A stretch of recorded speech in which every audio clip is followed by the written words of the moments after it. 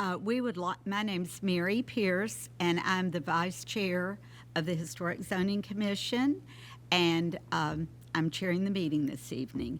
And I would like to welcome everyone to the August DRC meeting. The DRC is a subcommittee of the Historic Zoning Commission.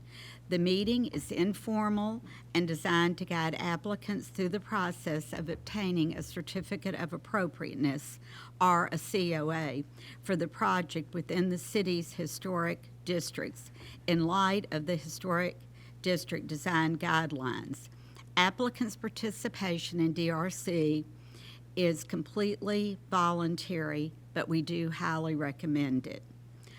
Changes made or suggestions taken by the applicant based on the discussions with the DRC are the applicant's choice, but DRC makes no representation as to whether any changes or suggestions made during the meeting this evening will be approved by the voting body, the Historic Zoning Commission. And we have 5 items on our agenda this afternoon. And when the item is called, please introduce yourself and generally describe your item in 2 or 3 minutes. So, let me get here. Our first item is discussion of alterations, site and principal, and an addition at 231 Miles Manor Court, and Amanda McQuarrie is the applicant. Hello all, it's Amanda McCrary, Chisel Workshop. We've been before you several times throughout the summer with Miles Manor. We're getting close to the home stretch.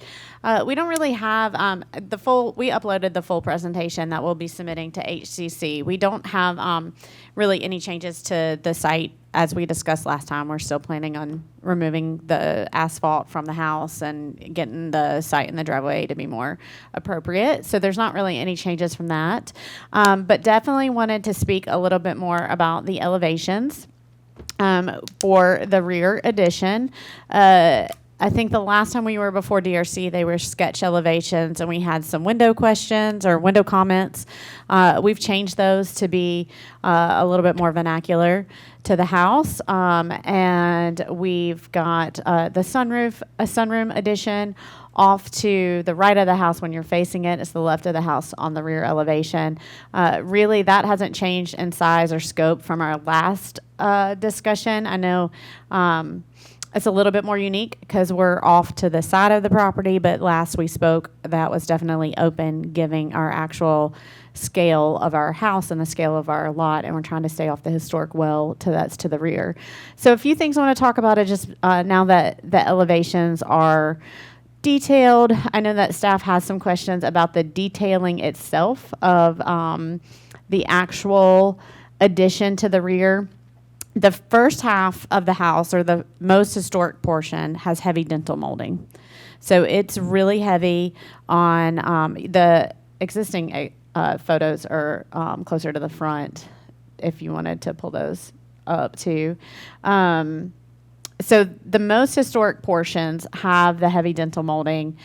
The addition that was put on in the 20s that we are keeping, that's the sunroom looking addition that's on the second floor, has more of exposed rafter tails. I do like that the exposed rafter tails start to play in a little bit with the corbels that are on the front and the side, but it's not an exact replica of it. So we were kind of keying off of this for our detailing on the back of the gables. We could just bird box them in, but that to me almost is a little too plain given the ornateness of the historic structure. So having those exposed rafter tails gives it a rhythm that those large corbels give, but without actually replicating corbels and dental molding. So that's kind of where we landed with that particular detail that you see in the gable end of the rear addition. And then otherwise with the sunroom, I know we had talked in the site plan about some stone steps off the sunroom. We'd still like to do that. And just kind of open to some thoughts about the sunroom addition having a stone foundation, or if we want to do a parge coat foundation on that sunroom addition. You can see on this elevation, the front of the house is stone, so it kind of plays into that that you see. But so, any thoughts, comments on new window patterns, the detailing in the gable, and the foundation for the sunroom, or anything else is welcome? Thank you. And I think, Elizabeth, if you would give the comments from staff. Yes, thank you. Thank you to the applicant for coming back with this project. And as the applicant has mentioned, we're going to focus on the rear addition as the site alterations are on the right track, and I don't think staff has any items to address with those. And so we would like to address the sunroom and some of the detailing on it. The trim detailing underneath is not a type of detailing seen elsewhere on the home. And we'd like to, for the feedback of the commission, in order to see if this is something that is appropriate or differentiates the home in a way, or if it should relate to the home more. And this is the same kind of condition with the transom window. There's one transom window above on the front facade on the second story porch window door. And so the transom windows aren't typical to the windows here, and the guidelines would recommend designing new windows to be compatible with size, detailing, placement, rhythm, and relationships to the solid and voids of those on the historic building. So the utilization of a transom window is not compatible with the existing historic windows on the home. The sunroom proposes to utilize brick or stone foundation, and as you can see on the home, those are two existing foundations, and the guidelines would recommend either one since they're existing and found on the current historic home, so either one would be appropriate. So getting feedback from the commission would be greatly appreciated for the applicant. And then next, we'll touch on the elevations of the side of the rear addition and the solid to void ratios and rhythm and spacing of the windows that are proposed. So the historic home in the neoclassical style support a very symmetrical and rhythmic placement of elements. The windows on the proposed rear addition kind of alter that, which is seen on the rest of the historic home. So there are a few areas that staff would like the commission to provide feedback to on the right side rear elevation and left side elevation of the proposed addition. The elements break up the typical rhythm and spacing, and the door and windows underneath the covered porch also do not continue the pattern that is seen elsewhere, which is more symmetrical and have a more balanced solid to void ratio that is seen. And that one is on the rear underneath the covered porch. And that is all staff would like for the commission to provide feedback on. Thank you. Thank you, Elizabeth. Are there any comments from the commissioners? Can we talk a bit more about the details? They're not the same. Is that what I'm hearing? So if you look on, can you just pull up one of the side elevations? So from about where the second chimney is and those two larger windows, that point towards the front, that is all the most historic portion. So it is the portion that has dental molding and large corbels. And then we are keeping, that little shed roof is existing that's there that has the exposed rafter tails, and it happens on the other side too that has some reused windows in it that are historic from a cabin. And so we're carrying through the exposed rafter tail detail that's existing, that's on the back portion, not the corbel and dental molding that's on the front. So we liked that exposed rafter tail because it kind of gave it a rhythm like those corbels do, but without going as heavy on the rear addition as the corbels and the dental molding. I think I need to see this. Can you enlarge that? Because you can't really see it. And if you go to one of the side elevations, you can see it too from the picture standpoint.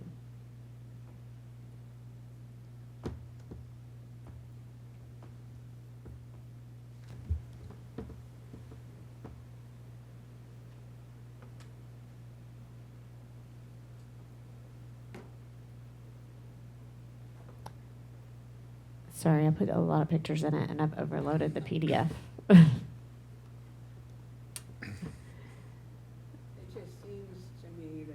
be some continuity there. And that is excuse me. So go down, and if you zoom into that bottom left, you can see.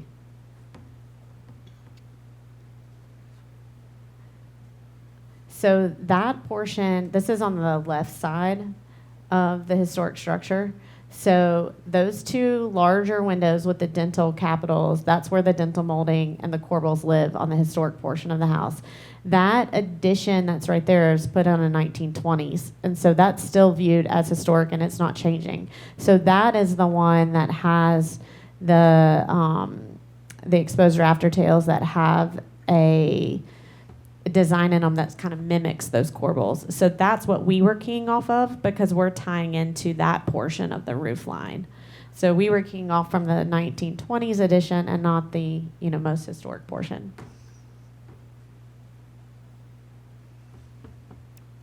I think it's a nice touch, and I also think it shows change over time.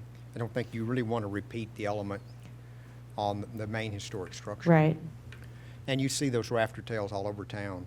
You do. Were you proposing just a plain cut-off rafter tail or something decorative? I think so. We would prefer something a little bit decorative because the house itself is very decorative with its large columns. And I think if we were to go straight rafter tails, it would be too plain. So we would like to have the same rhythm that's on this portion. So we still have a little bit of, substance to our roof lines. Yeah, I think that's good. So I wanted to move a little bit to the, what I'm going to call the sunroom. Yes, let's talk about the sunroom.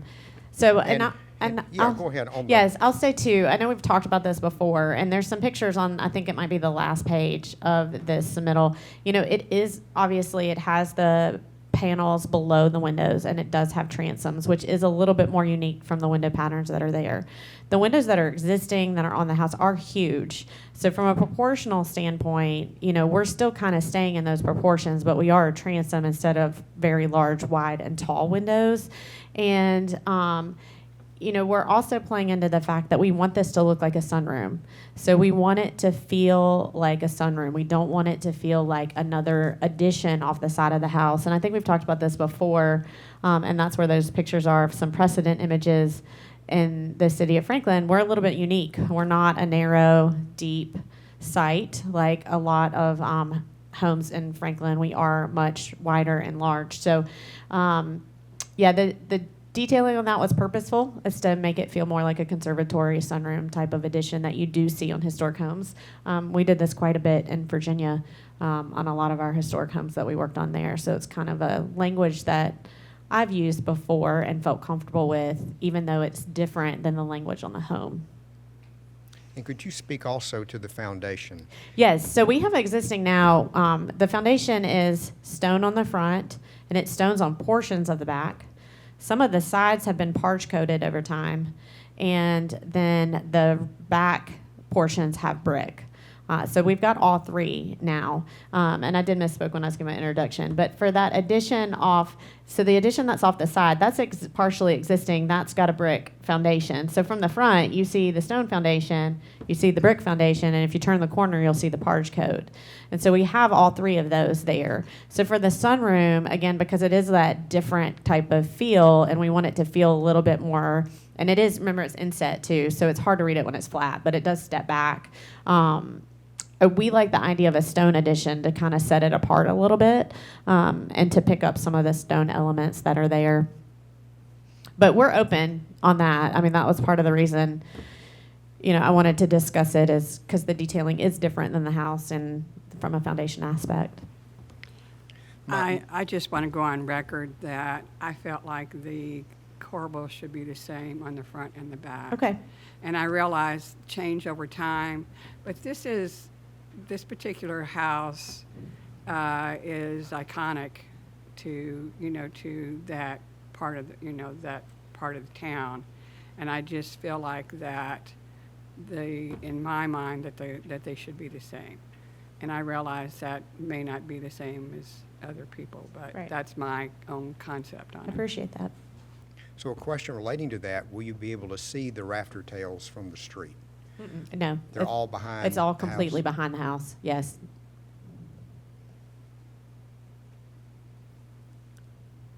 Does anyone have any comment about the window and transom configuration on the sunroom? I'll speak. I'm not a fan of what's at the bottom, those rectangles. The panels? Yeah, I'd just like to see board and batten. And I know that comes out 16 feet. Is that going to take the big magnolia tree?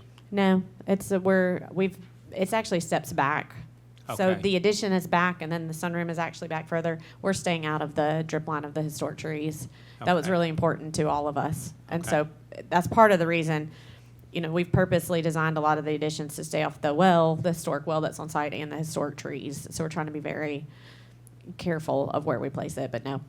Okay. I'll go. Go Tyler.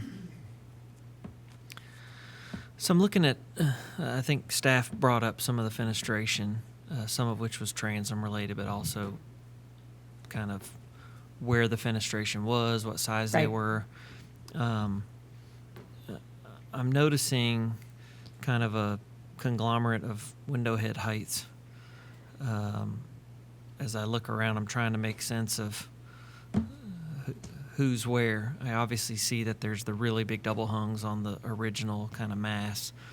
If I look at the right side elevation, the 1920s edition seems like it aligns on the first floor with similar scale double hungs. Maybe I'm thinking of the left side, excuse me. Right there. So that's the 20s edition, right? And Yeah, those are they're the on the similar bottom. size window. But not on the top. Right, and that probably has to do with the roof sloping down. But when I look at the addition you're proposing, just the openings seem like a very different scale. Everything is much smaller. And for this elevation too, the window height is the same as those 1920s, and we can play with. And I couldn't just bring them up so that the sill height is the same, because it happens on the backside too. It's just that the header for the windows becomes part of the fascia board for the rafter tails, and we do already have that happening, so that's not a problem. And to look at going to Yeah, and it's a more those, typical window. those that live in that wedge between the shed roof and the new roof you're Right. proposing. That's a limited space, and so I kind of get it there. But when I look at the rear elevation, there's a lot of small windows in comparison to what's existing.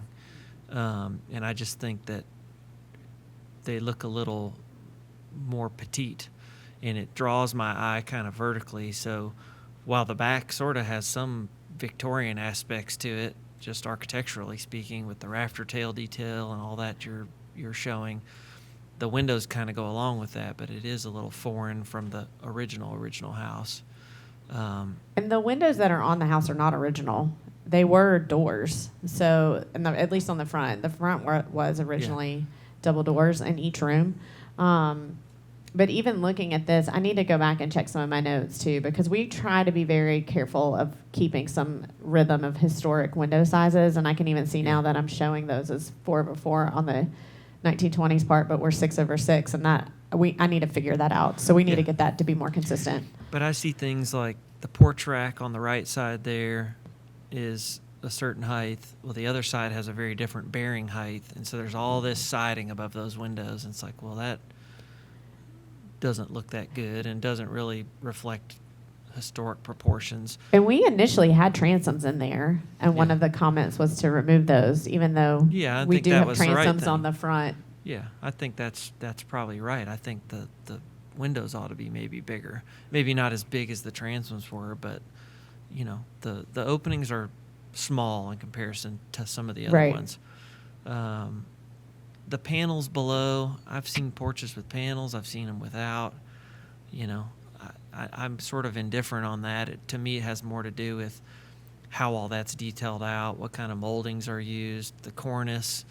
That cornice there is really simple in comparison to all of the above. So I don't know if there needs to be a little piece of crown molding or something just to kind of give that some definition so it doesn't look like a real modern construct.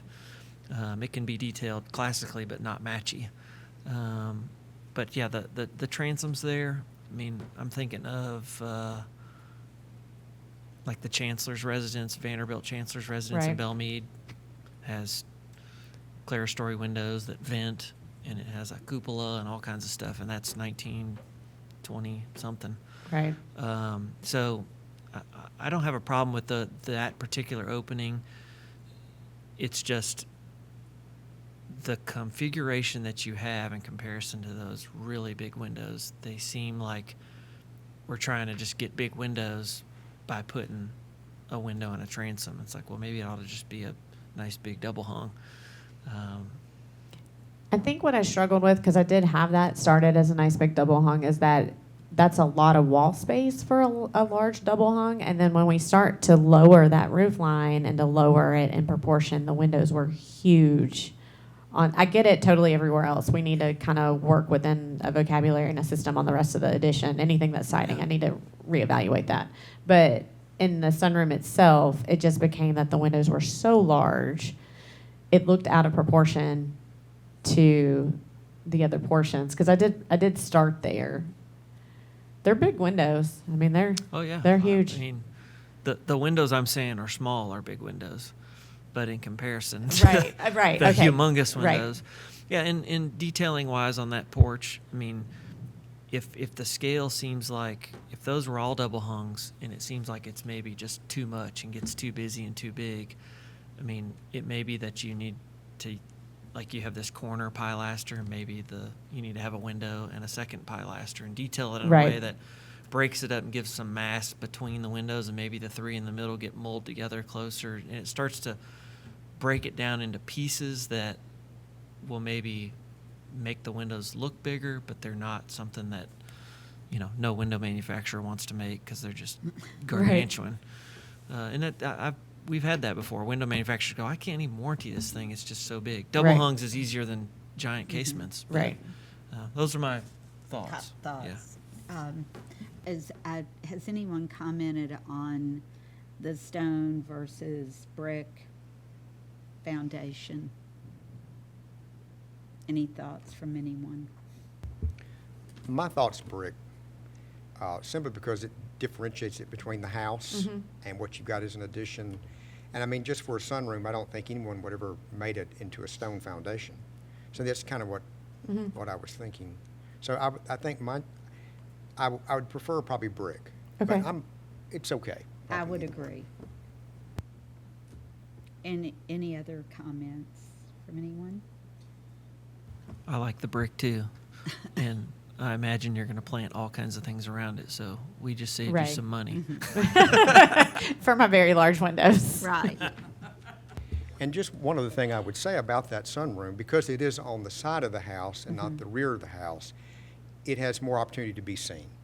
So I think, the thought of it Right. and how it's treated, I think, is important. Absolutely. I know that since I've been on the commission, we have approved sunrooms with windows and transoms like that. Right. But usually they're to the rear of the house. So I think that may be part of the concern. Right, and I understand that. It's just there is precedent for it in town too. There's, the house on Fair Street, we've talked about that before too. There is precedent in town to have that kind of feel, but I agree on the detailing side of it, Tyler, to, revisit some of that. The picture on Fair Street it has panels below. It I don't know does. how old that one is. Is it old? I think it's old. It's pretty old. It's got double hungs with this implied arch in the sash. I mean, it's pretty. There's nothing wrong with it. They've expressed those columns from top to bottom, with that interrupted band. It's that kind of stuff as you Right. get into it. But it has a definite cornice and a defined porch rack and Not that one, corbels. the other one. The other Um, Fair Street, that one. Yep. You going to put a gutter on it? I mean, that changes profile Yes. and it adds to it Yes. sometimes. Yes. So The one. Sure, they probably will, honestly, 'cause it's The one at Maple Dean, I think it is on Main Street, does kind of what you were saying, Tyler, of beefing up a bit between the windows, which is an option. I could argue it met the guidelines with the transoms in Right. that it is differentiating. Right. Is any other comments from anyone? Thank you. All right. Thanks, guys. Thank you.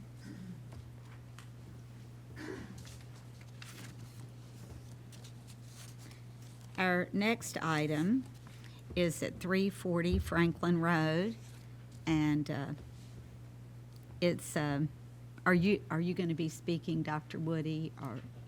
Okay, or the architect, if you want to come up? No, I don't have any architect. You don't have an architect, okay, It's good. They're all bums. okay. And if you just want to describe your project. Okay. The house was built around 1961. The people lived on the property starting in 1958 in an Airstream, and then built house as they could afford it. The basement was some type of roof on it, was built in 1961. In 69, he added the upstairs portion. Actually, I understand that for about 2 years after the upstairs was added was when the windows were actually added in the upstairs. And in 76, the carport on the back was added, and siding was put on in 79, and it has about a 9 to 10 inch reveal on the lapboard siding. In 83, they dug out in front of the house to create an entrance to the basement from the front side, because in the original basement, the only entrance was on the north end of the house, going into the basement. And so when they added the upstairs, that was included in that. So when Samantha got married, her and her husband lived in the basement, so they dug out and created the front entrance to the basement in 83, and then the sunroom across the front of the house was added in 86. The carport on the north end and the room on the south end, the steps, the decks, were all, Samantha moved away from the house in 88, and so all of these were added after she left, so about 1990. What my mother-in-law is the one who bought it, and what she's interested in doing is changing the windows on the sunroom. Currently, they are storm windows, and she wants to, I think I wrote in the application, wooden windows, but looking at the rest of the house, they're all aluminum windows. So it really makes no difference to us what type of window goes across there. It's just what do y'all feel is appropriate for that house. Solid plate glass, individual plate glass windows would be fine. 1/1 windows, aluminum, wood, whatever. It makes no difference.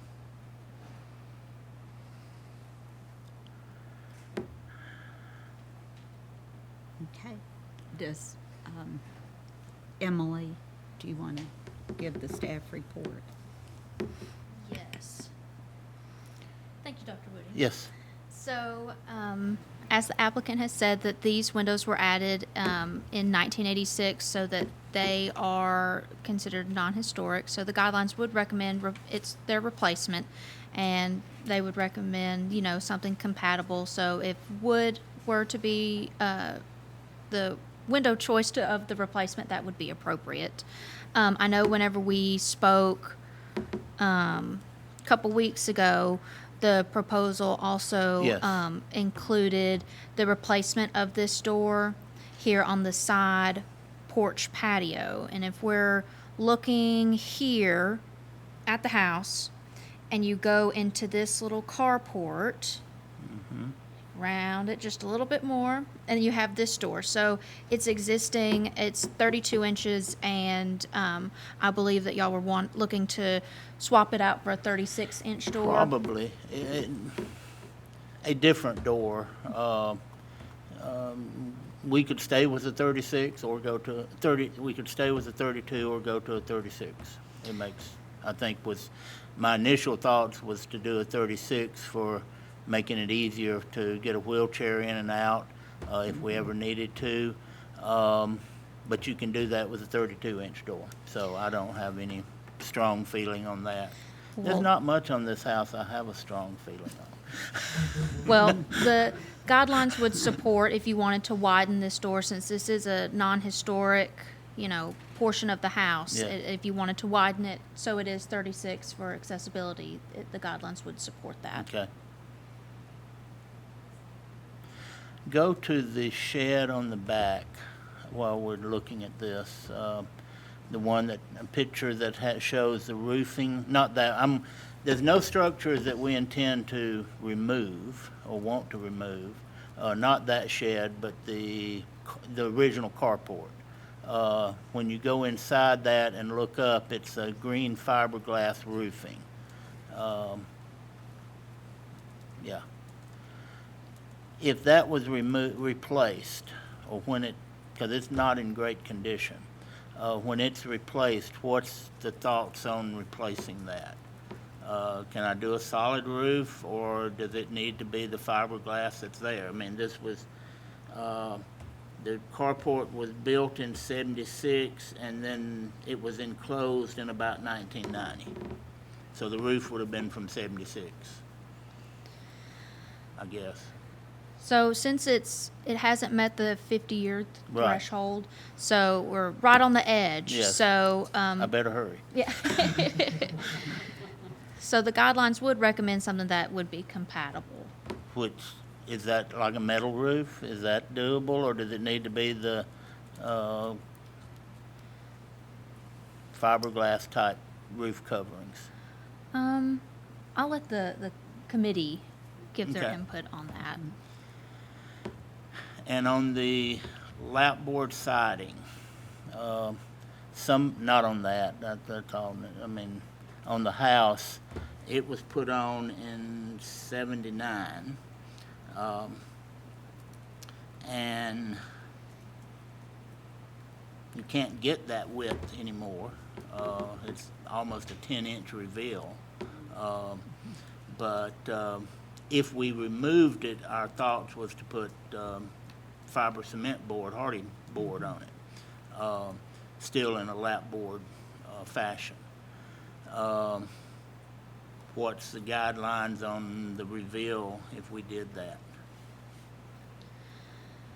So would you go back with a similar kind of reveal or something close to it? Well, I can't get that wide. I can't get it that wide. I mean, it makes no difference to me what the side of the reveal is. Yeah, I mean, I think that the intent of having it have a similar reveal, it may not be exactly, but Okay. have, the same kind of material, have it be, horizontal, that speaks to what is there currently. Okay. I'm hoping we'll be able to patch some of these areas, and just a good coat of paint might give me a few years, Maybe. maybe. Did you cover, I think, the front door? Oh, so whenever we spoke previously, it was discussed about the front door and maybe shifting it. No, No? no intent of moving the front door. Okay. Okay. Is there anything else to be covered in your report? I think that's it. Did you want to cover anything else? I mean, do y'all have any suggestions to make it look better? I'm sorry, but, okay, let's go back to the windows on the front, so I'm kind of clear on that. if we decided to do, because they're basically 2x3 windows, 2 wide, 3 tall, could I do solid windows in each one? Would that be, do you think that would be acceptable? Like Lewis Glass with the tempered double pane. We Type can window. take the items one at a time. Does any of the commission have thoughts on that? Well, I wanted to speak first because not long after Ms. Stettlemyer bought the property, I got the opportunity to tour it with Dr. Woody. So I've been in it firsthand. And what he's talking about where the windows are concerned, I mean, all those are just storm windows. Yeah, That's all they are. So, I mean, you know, being that this is not a contributing structure, I mean, I think it's whatever the applicant might bring us, you know, to talk about.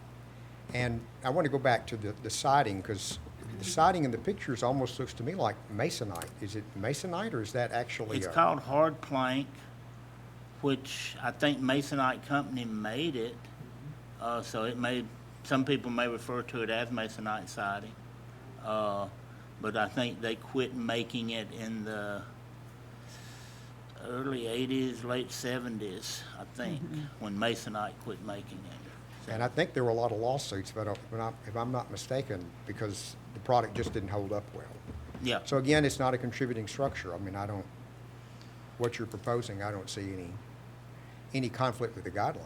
okay. But I'll let other But what commissioners- about the lap siding on the house itself? Because that is over 50 years. Well, the house siding's not, it was put on in 79. Okay, okay.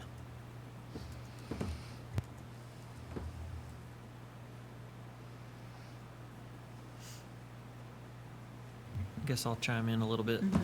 I think the siding, if you want to replace it with hardy and, you know, the style of house, What style whatever is you'd it? characterize it.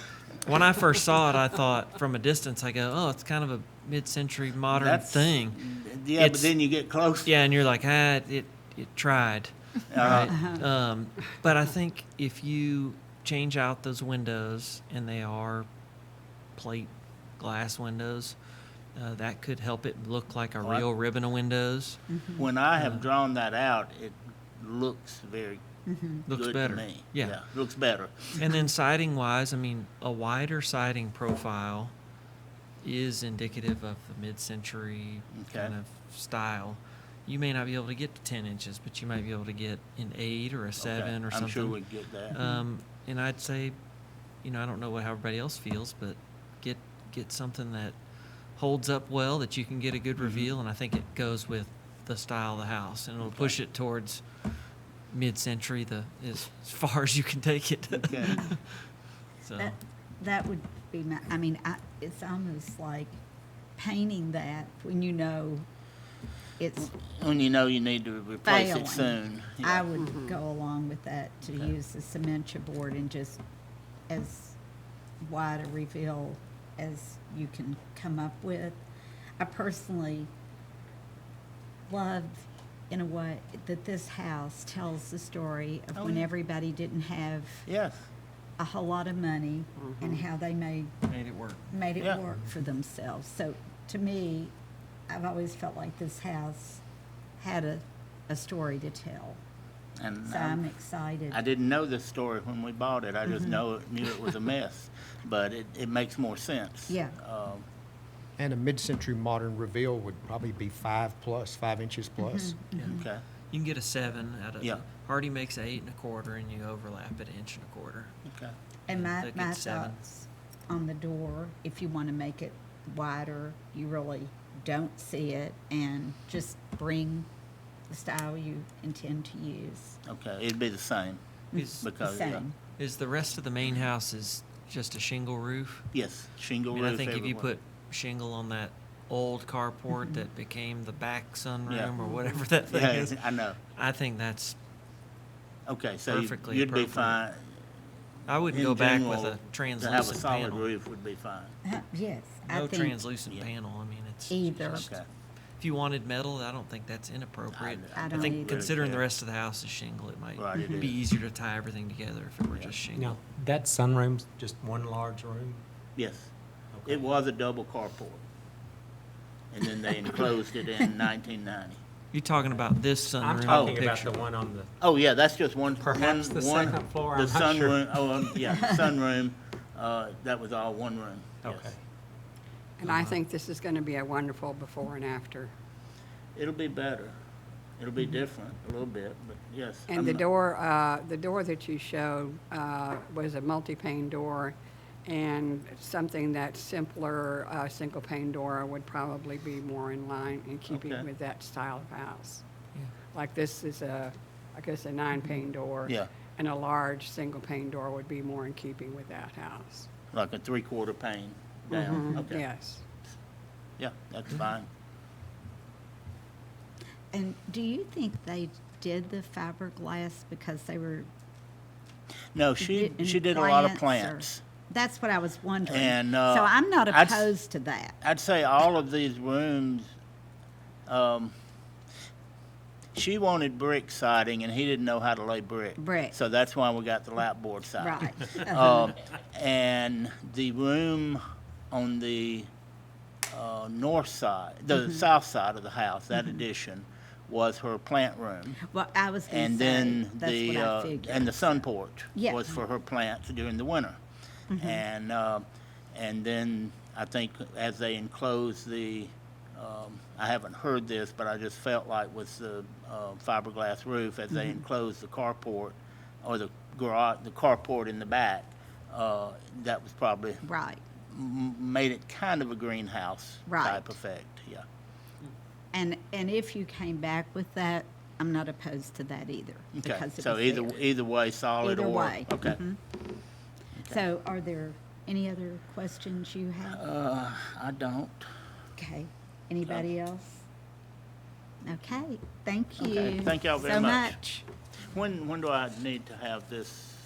Is it, You can talk to Emily. We'll send you an email within the next 2-ish days. Okay. And with the next steps. okay, very good. Uh-huh. Thank y'all. Okay. We're now on item number 3, which is discussion of new construction at 242 Miles Manor Court. And Andrew King's the applicant. Hello, I'm Andrew King. Thank y'all for having us this afternoon.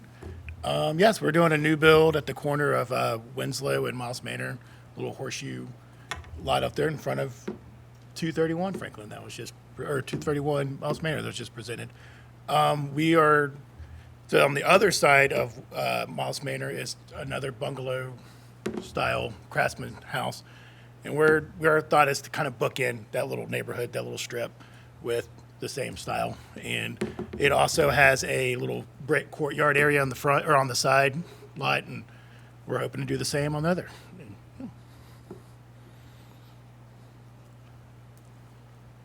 So, go ahead. Are you ready for Yep. Mhm. staff? What we'll do is we'll let staff give their report. Yep. Then we can interact, and then if you have more questions. Sounds good. Thank you. Okay. So, Elizabeth? Thank you. So we would like to thank the applicant for coming back to the DRC, and they have been working with staff between the DRCs they have attended to come back. The proposed home is an inspired craftsman style, and we'll get back into kind of some of the logistics of it. So for the placement and orientation, since this is a corner lot, the setbacks on the front should be maintained in line with the block face, and technically there are 2 fronts, one on Winslow Road and one on Miles Manor Court. Since this will be considered a front, zoning has asked for further clarification on Winslow Road on the calculation for the setbacks and how that resulted in the 15-foot setback, and that might be something clarified in the future. Additionally, the side setback is 7 feet and not 5 feet as shown currently, so that might impact the width of the home that is presented currently. Staff would like the commissioner's feedback on the overall form of the new proposed home and the context of the nearby historic buildings, and whether the proposed design is complementary to both Miles Manor Court and Winslow Road and does not detract from the historic district and neighborhood. The proposed height is 35 feet and 8 inches, and the average of the homes on Miles Manor Court is 36 feet. So that is within the average there. However, the averages of the heights of the home on Winslow Road were not provided. Images were provided, so you can kind of see the story level differences between them, but the heights weren't provided for staff to make a recommendation. But the guidelines would recommend still being within 10% of the height of the block face on Winslow Road as well. So the house proposes to utilize stucco, lap siding, composite shingle roof, and brick. And staff would like feedback on the proposed materials and their compatibility to the style in the historic neighborhood. And go back to the courtyard that is proposed on the side there. Staff would like to address and make sure that the applicant is aware that the proposed courtyard configuration of the pool and barrier requirements. Since this is a corner lot with a driveway entrance, this property would either require a setback of the fencing 15 feet from the property line or be a maximum of 3 feet in height as shown. As the courtyard had also shown, there is a pool featured within the drawings that staff would like to make sure the applicant considers all the pool barrier requirements that may be required to be compliant to have a pool in the design for the barrier as well on that corner lot. So there are a few project considerations from zoning administrator as well. So building permits won't be able to be approved until a consolidation plat is recorded. Setbacks, a complete review cannot be completed at this time as there is information missing, and the average setback of existing buildings on the same block face, but no closer to the front lot line than the closest adjacent building, and in no case less than 10 feet. Side is 7 and rear is 20. As this is a corner lot, there are 2 front sides.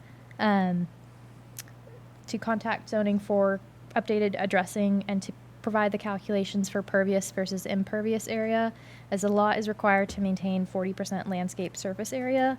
The placement and orientation of the lot as well, they don't exceed the 35% maximum that the guidelines recommend for building footprint, so they're about 34%, so they're within that requirement, but they need to double check and provide calculations for the landscape surface area of the lot as well for zoning.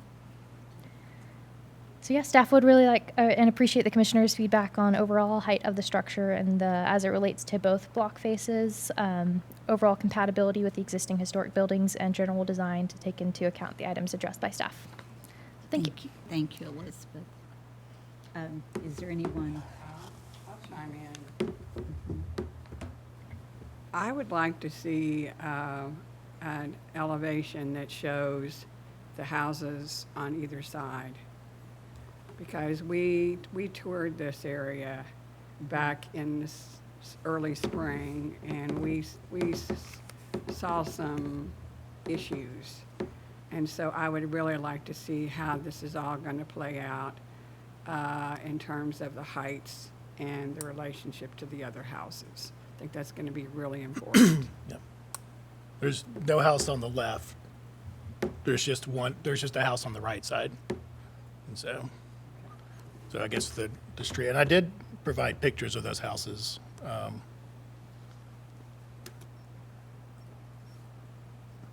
Yeah, so 238's the one next to it.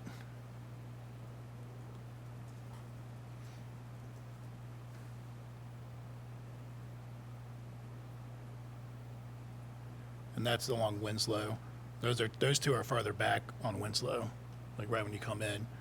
And I'm sorry, on this lot, on Google Map, it's empty, but apparently there is a house there now, so I did There not provide is. the house. I think it's going to be very important to see how these relate to the other houses, even if it's not just next door to the house, but also in the neighborhood. I'll chime in. Mine's, not even going in a deep dive on the house that's shown. In looking at the other homes on that strip, which I think if you added this would be, 5 homes, they all have more of a federal appearance, or at the other end, kind of a Greek revival-ish look. So I think it's going to be kind of jolting to see an arts and crafts house and then see kind of a modified, and then see a Georgian house, and then see another Georgian house, and then see a Greek revival. I think it'll be kind of a pastiche of styles. I like everything with the brick at the base. I love all that. I don't have any problem with the height requirement, with that height. I think it's just stylistically, it's a little unusual for that block of homes.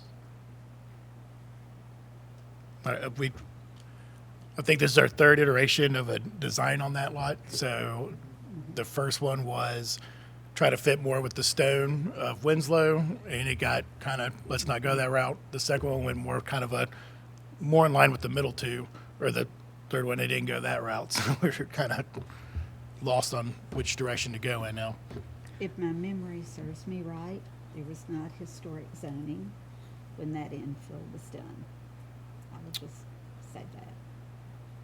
That was a Bill Powell project. Yeah, I thought that was probably done in the 90s, It was, yeah. in the 1990s. I don't know, was that area in the historic zoning overlay at the time? No, that's what I said. Okay. Okay. I didn't think it To was. my knowledge. So all those houses they're contemporary, they're not Right, historic houses. they're all contemporary. You know, and given that, you know, to me, this is the rendition you brought for us.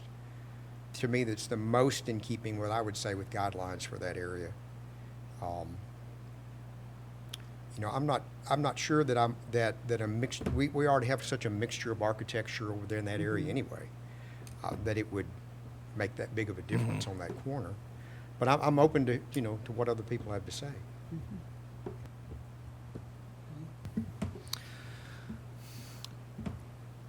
I'm looking at the roof form sort of led me to some other questions here.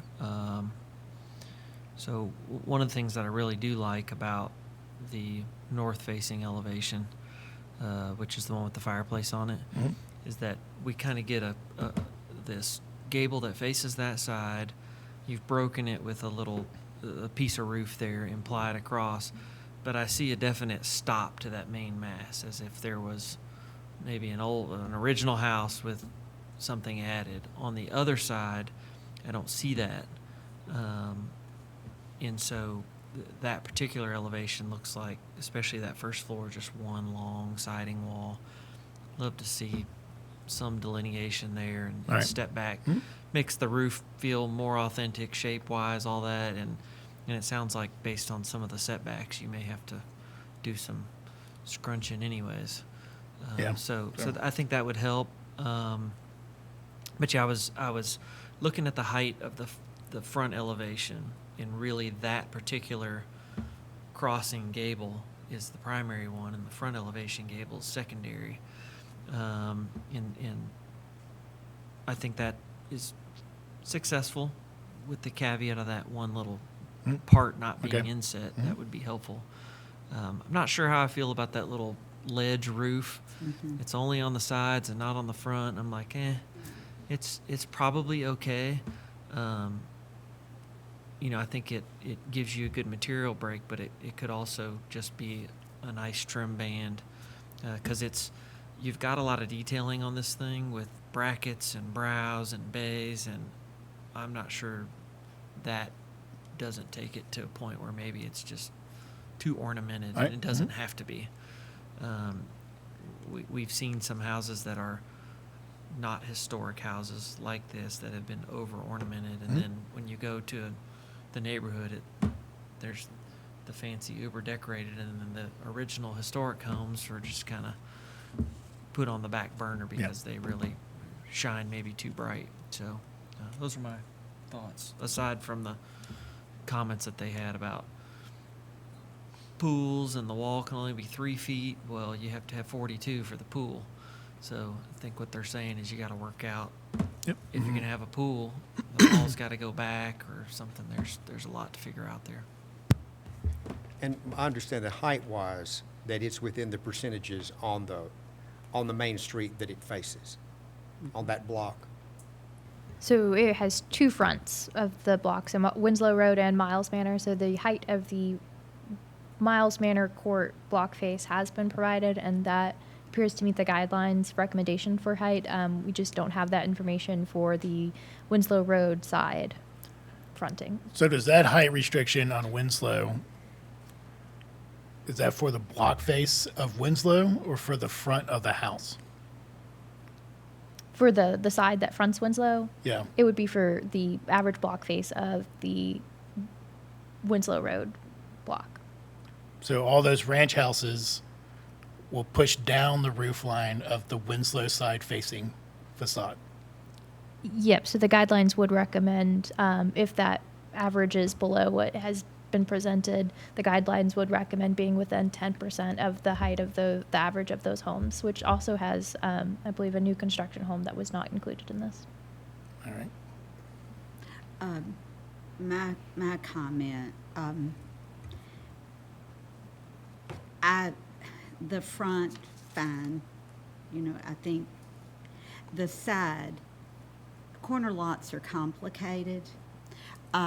If the staff doesn't mind pulling up the house, when I was getting ready for the meeting, I remembered this project on Lewisburg and Stewart Street. We worked very, very hard on that project to make sure that both elevations of the house facing the streets addressed the street. So in my mind, on the front, you've come a long way, baby, on, making that fit in. On the side, I think there's more work to be done, given the context of the neighborhood it's in. And I feel like it's just like not integrating into that part of the neighborhood. So that would be my comment. And I understand that the confusion on our end will be the house on the other side of the corner does not address any of that. And it's an alley-fed The house. house on the, And so it's two fronts and with an alley-fed garage house that's basement level. So, oh, you're talking on the one at the other end. on the other end. Correct. Yeah. And that was done before historic zoning. But it actually does have some breaks in there that, it does. It has the porch.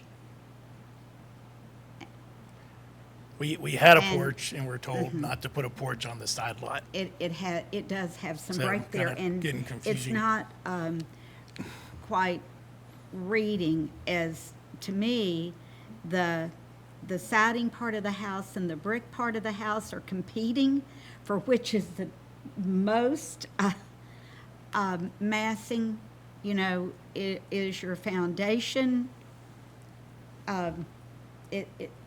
I wish something could be done to where they weren't in quite as a half and half looking. I mean, we are fine to break the front part of the I house. know, and I have don't the know if siding. that's, I don't Yeah. really know if that's the answer, but But every I an- just yeah. think something needs to be done where it addresses that Right. side of the street, and And I would agree with Ms. Pierce. I think that the side, those sides are just flat. And there needs to be a break in these, this is not what you would, this would be something that you would see not in a historic neighborhood. And I think that there needs to be breaks in these walls. There needs to be projections, something that makes it fit more into the neighborhood. And I'm even thinking, I just thought of this. I'm very familiar with this. Like, my daughter lives on a corner lot in a new neighborhood, and guess what? There's a big porch on that side. Even in some of the new developments to try to give it something Yep. to address. So But again, that would be we had a porch on one, and we were told not to do a porch on the side because it was a really. corner I, lot. I didn't know that. I'm So sorry. that's but- our confusion. So just to clarify, porches, when they're located on the side, should be subordinate to what is seen on the front. So Right, they should yes. just be I would subordinate in concur character. with that. Not a porch, but Right. it would look like a secondary entrance.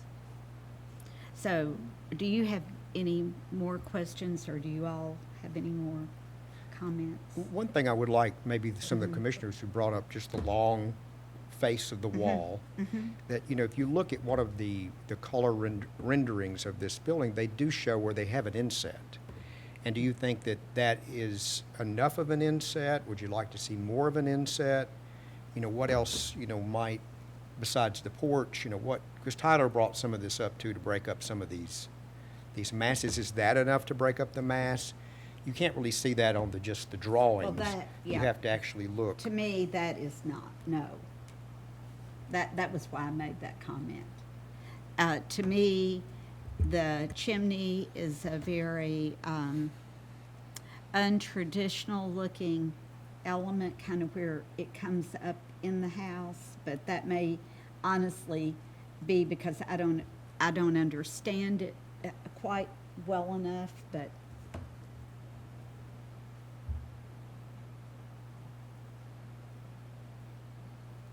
I'm picking on that one side. Can you tell? And one other question, just to clarify with the applicant, you know, this lot drops off. Yep. Do you know how many feet it drops off to the back from the porch? It's roughly around 7 to 8 feet Okay. of grade. So on that side, the house will read 40. That's this side of the house, yeah. Yeah, 40, I'm trying to think. 40 feet. Roughly, yeah. Yeah, we might want to see Or a more. pole out there. But that does the same on the house That's that's what, next to it. the house So it's- that was so successful in my mind on Lewisburg and Stewart, what we actually did was, the applicant put up some, plastic poles to show what the elevation would be so that you could picture the reality of it, and then worked off of that to, I think if you look at that, that's going to be jolting. I think it's jolting when you just look at a picture of it. I think that what I mentioned about that inset, it gives a place for that roof break to happen. I think if there was maybe a baby brother gable at the end, it was a crossing gable at the very end, but it was a lot smaller. And then the whole indention there, you get what I'm saying? You got the main house, it jogs in, goes back, and then it could jog back out and give you a place to set a smaller gable. Then all of a sudden you can bridge that front roof to the back roof with a smaller roof, so that back section might feel a little more like 2.5 stories on the back instead of what's in that view right there. It looks like 3 stories just driving down Winslow. I know it's not, and I know you didn't get to pick that the grade had lot. 7 feet. But what you can do to mitigate it is try and drop the scale as you get towards the back, bring that roof line down, try not to sacrifice much square footage. I see you have space up there, so it's a challenge. I think your drawings are great. They're beautiful, and it's a nice house. I think that side and what people are seeing driving up the road has to be updated a bit to make it feel like it goes with the rest of the neighborhood. And I would go back. They might be able to provide you, staff might be able to provide you with the house that was approved right behind it, because it was no small fry, I don't think. Yeah, I but think it- it helps you. But not considered a corner lot. It's not a It's corner not. lot. So it's not a- And it's But, just I've- addressing but one height-wise, phase. it's probably going to be better than if it weren't there, because you'd be looking at a whole bunch of ranches. Yeah. They're Tudors, some of them, and so they're a little steeper, but it helps your roof line argument. I But my also- concern with I guess my question is, if I have to address the height of Winslow on this house, then the front of this house is going to be towering That's the right. back of the house. That's right. On the house itself. Because my front height is restrictive on Miles Manor, but the rear of the house is restricted to Winslow. Winslow is going to be lower from just That's looking at the true. houses on it. So I'm going to have a very low rear of the house and a very high front of the house. I don't think that's the way the rules read, though. I think It it's going to is. be, That's what well, that's impossible, because the ridge on the front, it's the going to very be. top yes. ridge, is the side gable. It's all one But, house. but there are houses that the addition drops down. That's true. That's what we're Yeah. saying. But the way the rules read is it's an average of both block faces Yeah. because you Okay. have two fronts. That's going to give you one number that you have to stay under or within 10%. Oh, I didn't understand that. So just one number of all 6 of those. Yeah, we 7 might be, of those and houses. like we're saying, if it's taller in the front, you can make an argument like, well, look, this yellow house, the house on the right of this is a very tall, very big house. But Very, yes, So we can make an argument that, you can make an argument that, hey, that's very tall. We've stepped this down to mitigate that. We're not within 10% Yeah, and we're a of good average. 12, 15 feet below Oh, that house. It's humongous. I was just looking at it. It's huge. you know, if the garage were not under the house and that dropped down, that would fix a lot. I'm just, Yeah. and I'm sorry there was confusion about side porches not being allowed. So I wish, that you could have that conversation again with staff and understand that a little Part of better. that was, wasn't there for that meeting, so it could Yeah. have been miscommunicated to me, so. Yeah. All right. Is that? Obviously, the applicant has a lot of moving parts. Yes, they do. So- And challenging. it is a challenging lot, of course. Speaking of the lot, I keep on hearing that on the block face also on Winslow, that my front setback is on the average of the Winslow lot too. So since I'm 2 fronts, I keep on hearing that the average of Winslow is also my side setback, I don't know. which would only, I did kind of a quick average on Google Earth, would only give us about a 7-foot wide building envelope. So, because everything along Winslow is like 45 feet, my house is only 60 feet. Are you referring to setbacks? Yes. And what we're referring to, I think, on the averages is height. Yeah. And so you take all the houses that are on one street and the other, Yeah, and then that's get your the height. average from that. But I think setbacks are not averages. No. Are they? They're part of The, zoning. So zoning has commented that the front setback of this lot and corner lots is an average in this neighborhood, is an average setback of the existing buildings on the same block face, but no closer to the front lot line than the closest adjacent building, and in no case less than 10 feet.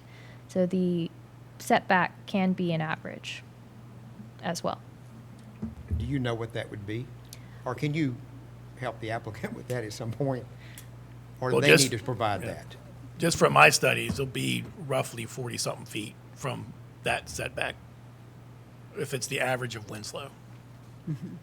So it would be, And that's also a zoning ordinance requirement, so that is more than what the historic district design guidelines can provide leeway from. So that might be something that the applicant might have to seek other routes for.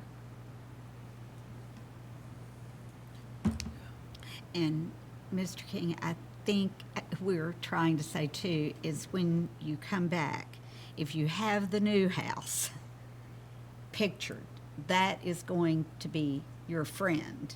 It's going to be helpful because of its height and how it fits in the neighborhood. To Right. show the context. Is that true? I Yeah, think I think that's how so. I'm trying to say it. And also, I think it would be helpful to have something that shows us the height of the front and the back. That's right. In relation.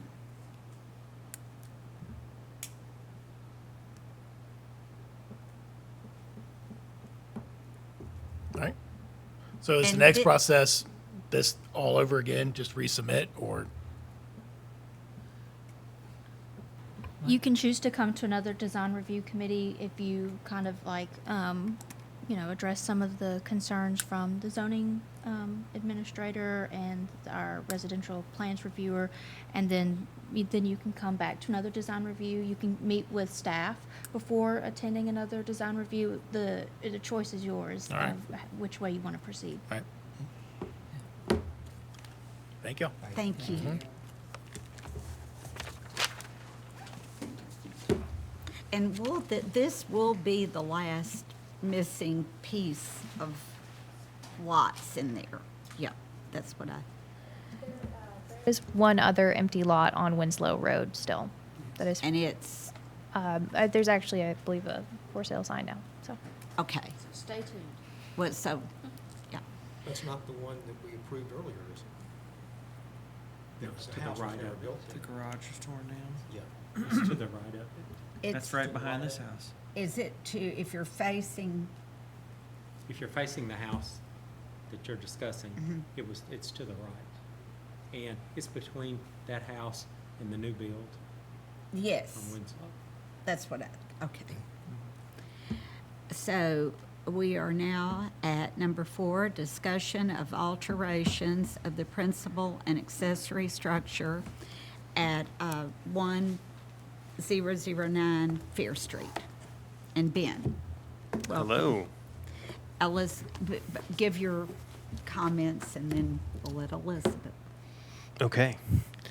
I'll give you a brief backstory, although you're probably all familiar with this. I think you went and had a site visit at the house and saw it. So our involvement is we did the original design, and then we kind of have not been involved, and now we're back. So this is kind of picking up right there. But the house is historic. There was going to be some additions and some work done to it, some improvements. The contractor that was working on it kind of, I think, got out over their skis or didn't quite understand building construction. And so they've created some conditions with the house that make it unstable. And so it cannot, kind of in its current state, it is not livable. It's unsafe. So what we're trying to do is bring it back to a point where we can make sure that it is consistent and maintains the historic integrity of the home, but also meets current building codes and is safe for someone to live in. So really it revolves around the roof structure itself. That is kind of the big problem that we have right now, is that the existing roof for the house was made out of 2x4s, 24 inches on center. That probably was not right even at the time it was built in the early 1920s, but now it is very not right. Okay, so the contractor had tried to come in and put in 2x8s, which is a great idea, except they left the top of them at the 3.5-inch size, and so they cut probably 80% of the 2x8 out in a bird's mouth where it meets the existing top plate, and therefore it really doesn't do anything. It's probably worse than it was before because it's put more weight in the roof structure and created a weak point. So I'll show you some pictures. This is kind of the current state of the house. Up there on the top left, you can see that it's the way it is. On the top right, you can see where we've got 3-foot overhangs at the gable ends, and they're actually so heavy they're kind of starting to pull themselves at the roof line where the wall is. They're pulling off the house, trying to rip themselves off the house. The brackets are also kind of angling down and pushing into the sheathing of the house to kind of, so it's bowing the walls in, pulling out. And they've added just a lot of weight to the house, added some trim, fascia trim on there that wasn't there before. It was originally exposed rafter tails. So they've kind of closed in those rafter tails with this 1x material that's very heavy. And then on the bottom right, you can see the kind of the porch beam where it's a 2x8, but it's cut flat. It's like 12 inches long of flat, and there's only about 2.5, 3 inches of 2x8 left where it meets that low beam. And they've tried to create beam detailing where it's really deep, and so it's almost hitting the head of the window right now. So conditions we don't want to keep, and then that kind of thing. So the next page is just, and if I'm too elementary, please stop me, but I'll give you just a quick, this is kind of what the house was originally built like, 2x4s, a double top plate, and the bird's mouth on there, and that's kind of what it looked like, right? It had exposed rafter tails where they had kind of tacked on, I think they're probably 2x6s. I put 2x4 rafter tail extension, but I think it's like a 2x6 rafter tail extension that's kind of out there. And it was a double, I think the way they built the roof overhang and eave is a double. So they had the 2x4 coming out, then they ran kind of tongue and groove material underneath it for the soffit, and then they tacked on another 2x underneath that to create the look of the rafter tail, because there's no trim and there's no break, at least from the old pictures we had of that kind of tongue and groove material stopping at each rafter. It kind of looked like it just continued past. There were no seams or anything intermediately. But exposed rafter tails and things like that, and then the gutter, it was just at some point it was a K-style gutter that was put on that kind of created the end. So next page is what the last contractor attempted, which is basically added these 2x8s, and basically I think they must have taken apart the outer part of the roof, kind of taken off the sheathing, taking off all the roof except for the 2x4 material that was creating the rafters.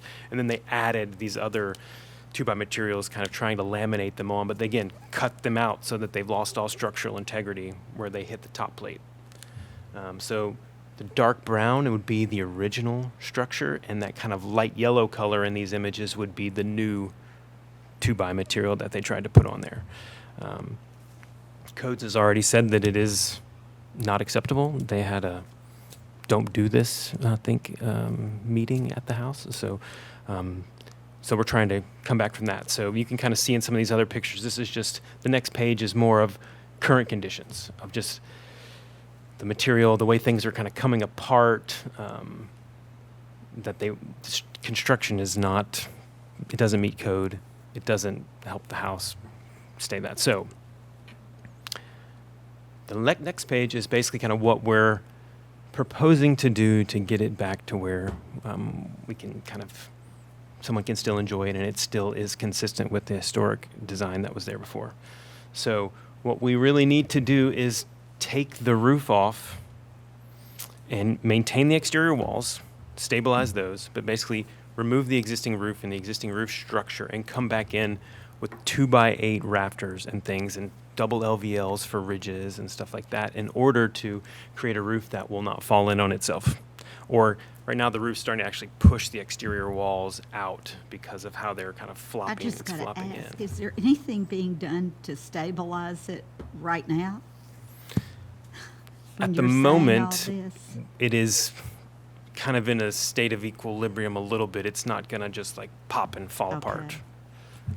So as soon as we kind of get some direction on this, the contractor's going to go in and definitely stabilize it some more. But it's not an imminent danger of Okay. collapsing. So what we need to do really is, the way we want to do it is we're going to keep the bottom of the eave essentially where it is. So from the exterior, the bottom of the rafter tail will remain in the same relationship as the historic structure, right? Well, we're going to put on a 2x8. So instead of a 2x4, we're going to push the eave, the top of the ridge and the eave up about 4 inches. So the 2x8 is going to make it just a little taller. And then we want to basically kind of keep the same look that we had before. So if you can kind of, I guess, zoom into this bottom one, if it, a little bit, that very bottom image, you can kind of see, actually, I told you wrong. It's up a little bit. We're moving the bottom of the rafter tail up slightly because we have to, just the way that it was built down before, I think, we're not building down anymore. So we're taking, before there was the 2x4 that came out and then they had built a 2x4 below it. What we're doing now is basically bringing out this bottom of the structure and putting the rest of the material above where it was before. So it's kind of halfway between. So overall, it raises still about 4 inches. The roof peak itself does. And then the rafter tails will come up 4 inches as well, if that makes sense. So everything kind of just moves up 4 inches for the roof.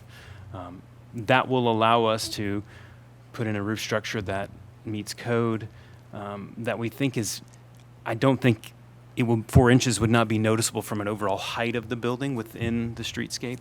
And then that allows us to kind of maintain to the greatest extent possible the relationships of all the existing trim and the previous design of it. So we're talking about putting in a little fascia board, probably a 1x6 piece of fascia board at the edge of the rafter tail, and then a half round gutter onto that, so that you'll still have the exposed rafter tails. We're going to put them at 16 inches on center instead of 24 inches on center.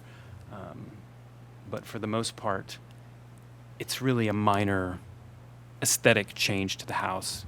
But this kind of, we feel like this is the only path forward to maintain the exterior walls, and kind of keep the look of the overall design. Now, we did talk to also, I know the building code now currently doesn't allow you to go more than 2 feet for a gable end extension, but we talked with codes and we can work out a prescriptive path to maintain that 3-foot extension as well, with an engineered solution to that, with an engineering report. So, and the engineering report follows. It's on there as well. I won't bore you with that if you, but there's a lot of information in there that's kind of the engineer's analysis of where the deficiencies are in the construction and what needs to be done to bring it up to code.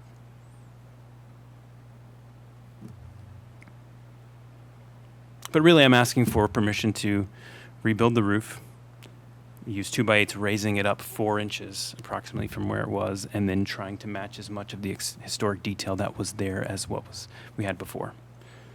So. Thank you. And Elizabeth, did you want to Yeah, comment? so we would like to thank everyone as we've gone to DRC before and a site visit to kind of see what is happening at 109 Fair Street. So the first item is on the principal building and the proposed raising of the roof structure 4 1/4 inches in order to maintain the existing top plate and maintaining the geometry of the roof. So the applicant has supported an engineering report that supports this change.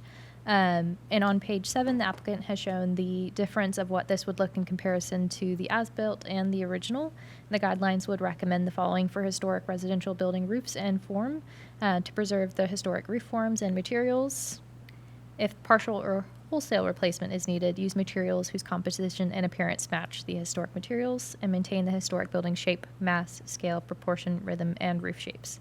And after meeting with some of the reviewers in BNS, another option was discussed that would potentially could remedy the situation, but that would cut the existing overhang from about 3 feet to 1 feet. And the option that is proposed tonight is less intrusive to the appearance of the home overall than other possible alternatives. So the second item to focus on is also the accessory structure and the proposed reconstruction of it. The applicant is proposing to rebuild the accessory structure. As noted in the engineering report, there are also deficiencies in the current structure, and they would like to leave the one remaining historic CMU wall there on the left side in order to rebuild the structure that was there previously in the same location. And by leaving up the one wall, they are able to rebuild in that location in the setback. And staff would like feedback on the proposed reconstruction of the accessory structure as it was previously approved. And the guidelines would recommend maintaining the original locations of historic accessory structures and preserve and maintain historic accessory structures. So staff would just like some feedback and considerations of the proposed raising of the roof and reconstruction of the accessory structure. Thank you. Thank you, Elizabeth. Do any of the commissioners have comments?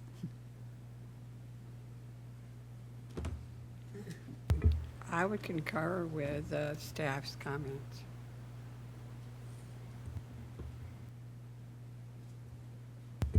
Well, several of us were on site, and we saw the condition, and it seems like the way to remedy this situation, and it seems like the best and the only. I'm glad that the solution to maintain that 3-foot overhang is still available.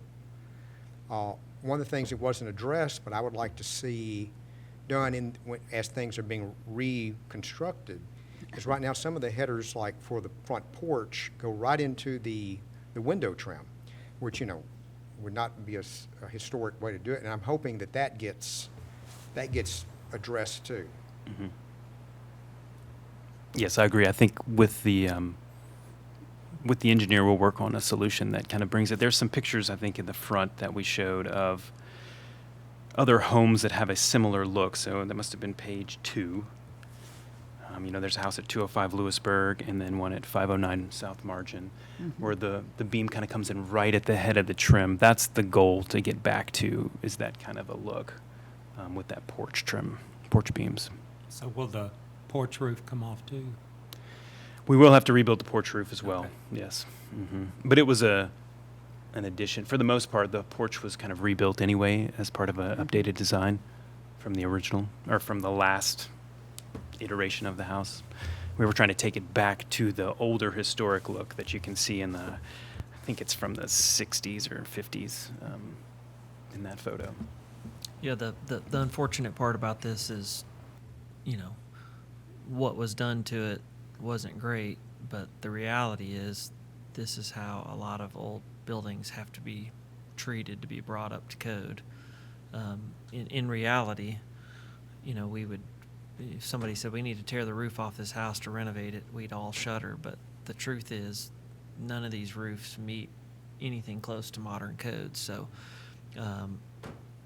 I just say that so that in the future, I suspect we'll see more of this, and codes is becoming more restrictive. We're going to see more and more of this, and we'll have to remember that, you know, sometimes concessions have to be made, as long as, I think you all have done a good job of going through and documenting exactly how it was built and how we get to something similar where when this project's done, people who walk by go, that's obviously an old house. They should never know that it was raised 4 inches. It should look right, but I think it's just the nature of the beast anymore. So, And I think to that, one of the lessons we all learn, and hopefully future applicants too, is when you gut the interior of a house, you have to be very careful where your support walls are and how that structure is and how that compromises the roof. Because that's just something to think about. So will the accessory structure just be completely rebuilt? That's the intention, is that we have, so there's an existing CMU wall in there. That's really all that's left from they've already rebuilt it once. It was just built not to standards. So the intention is to rebuild it, maintaining the current look of it to current standards. Anybody else? So onward and upward, right? That's right, thank you. Thank you.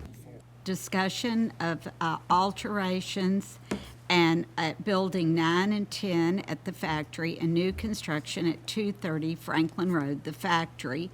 And we're item number 5. And are you going to be speaking to the project? Yeah. Okay. Yeah. Do I have Yeah. the floor? So, yeah, Greg could not be here tonight, so If I you'll have, just introduce yeah, yourself. And Benton Smothers with Holiday Properties, representing the factory at Franklin. Have Karis Campbell, also with Holiday Properties, representing the factory, and Neil Parker is with Stonehill Taylor, our architect for the proposed hotel.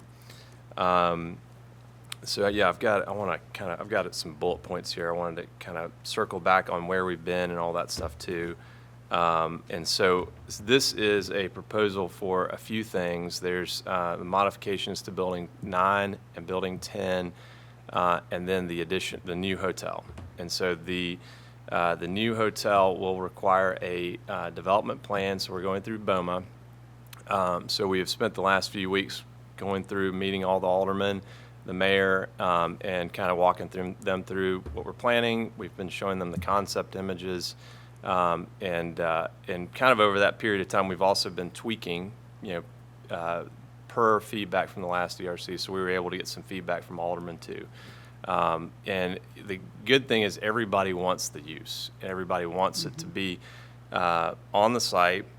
Everybody wants it to be synergistic with the factory buildings, and which a key thing is the event space, the conference room space, the idea that this could really be a good conference center for the city too, and then just the synergies with the mixed use portions of the factory.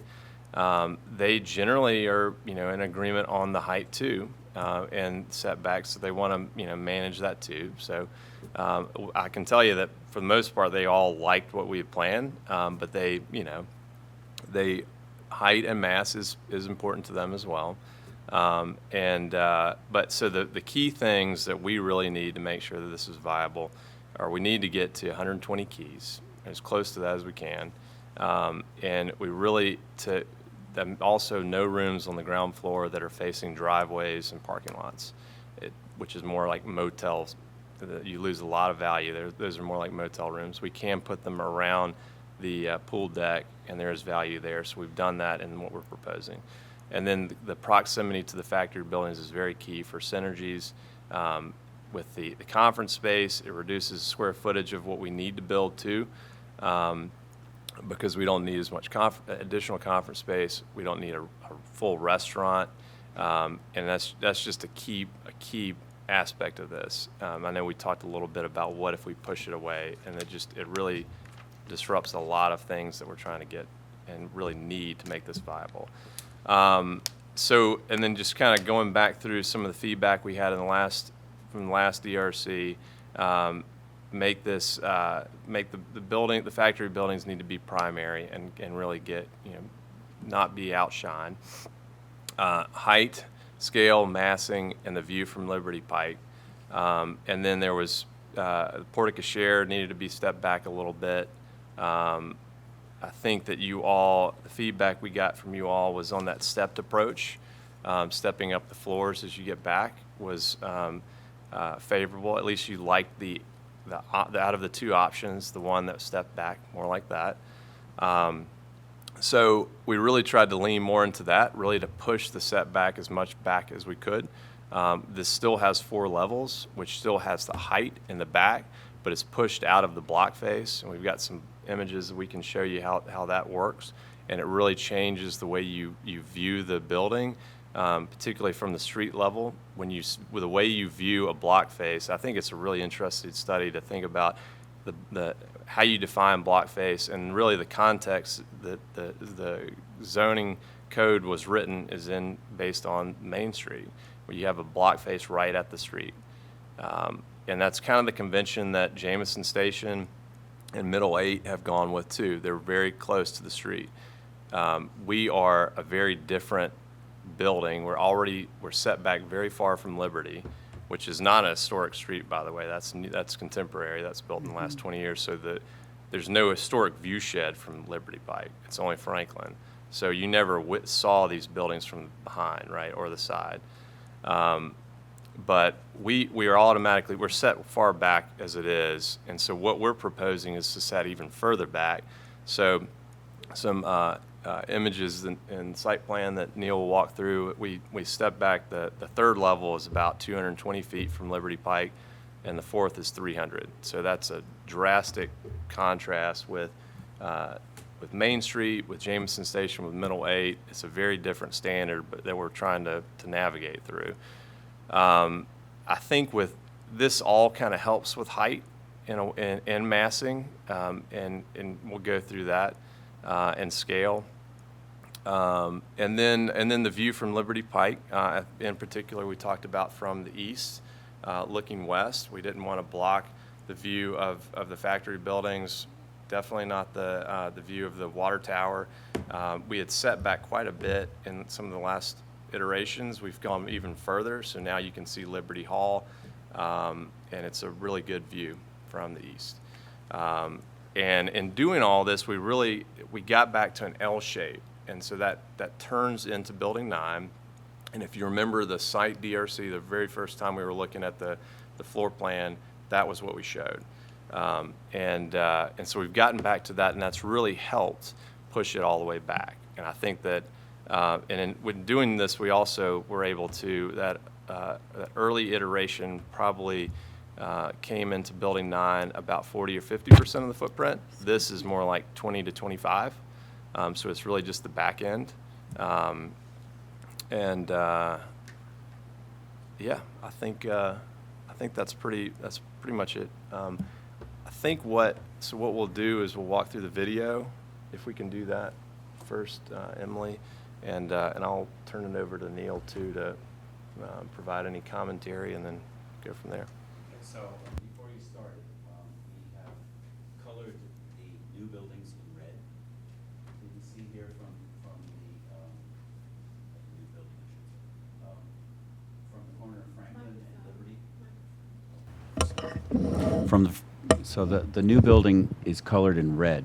So you can see here that you see no red. So from the corner of Franklin and Liberty, the new building is not visible. So now you can push play and you'll see the building come into view. So here we're driving east on Liberty. And, With middle 8 on the right there, and then. oh, wait a minute, stop for a moment. I misspoke. This version, it wasn't colored. That was a technical impossibility, sorry. But this right here, you can barely see it. I think you might have to like look at it, see what it looks like, and then back it up. So keep going.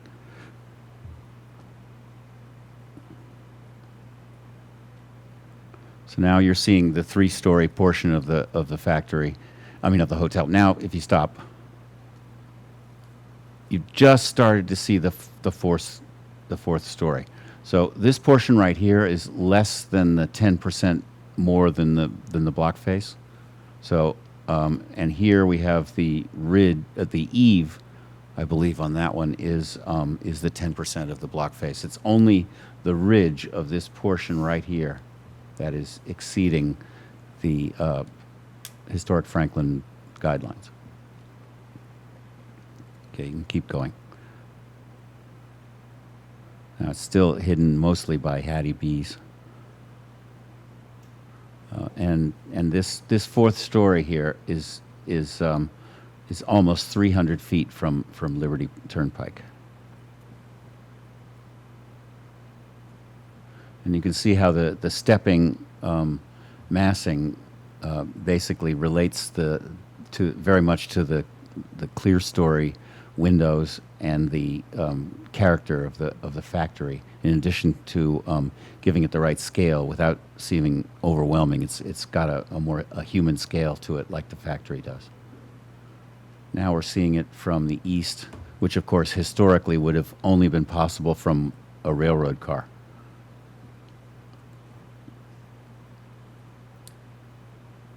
You get the full view of the smokestack as well, and you can still see Liberty Hall. And of course the water tower. Now we're in the parking lot. Now we're in the parking lot.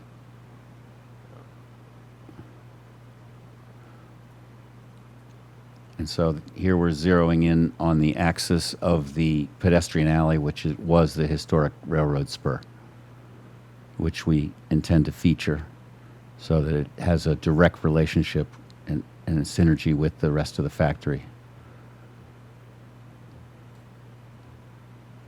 And here is the courtyard between the buildings that will become kind of like a front yard for the whole complex. Building 10 here, building 9 there.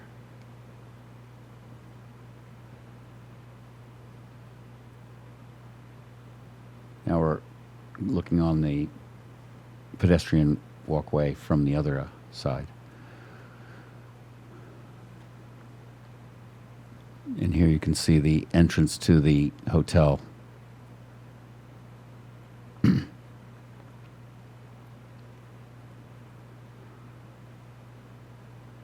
And can you stop it there? Yeah. So here's the porte cochere. We've integrated that into the series of stepped roofs that and made it much more lower in scale, and we took the committee's concerns about the porte cochere to heart. Okay, go again.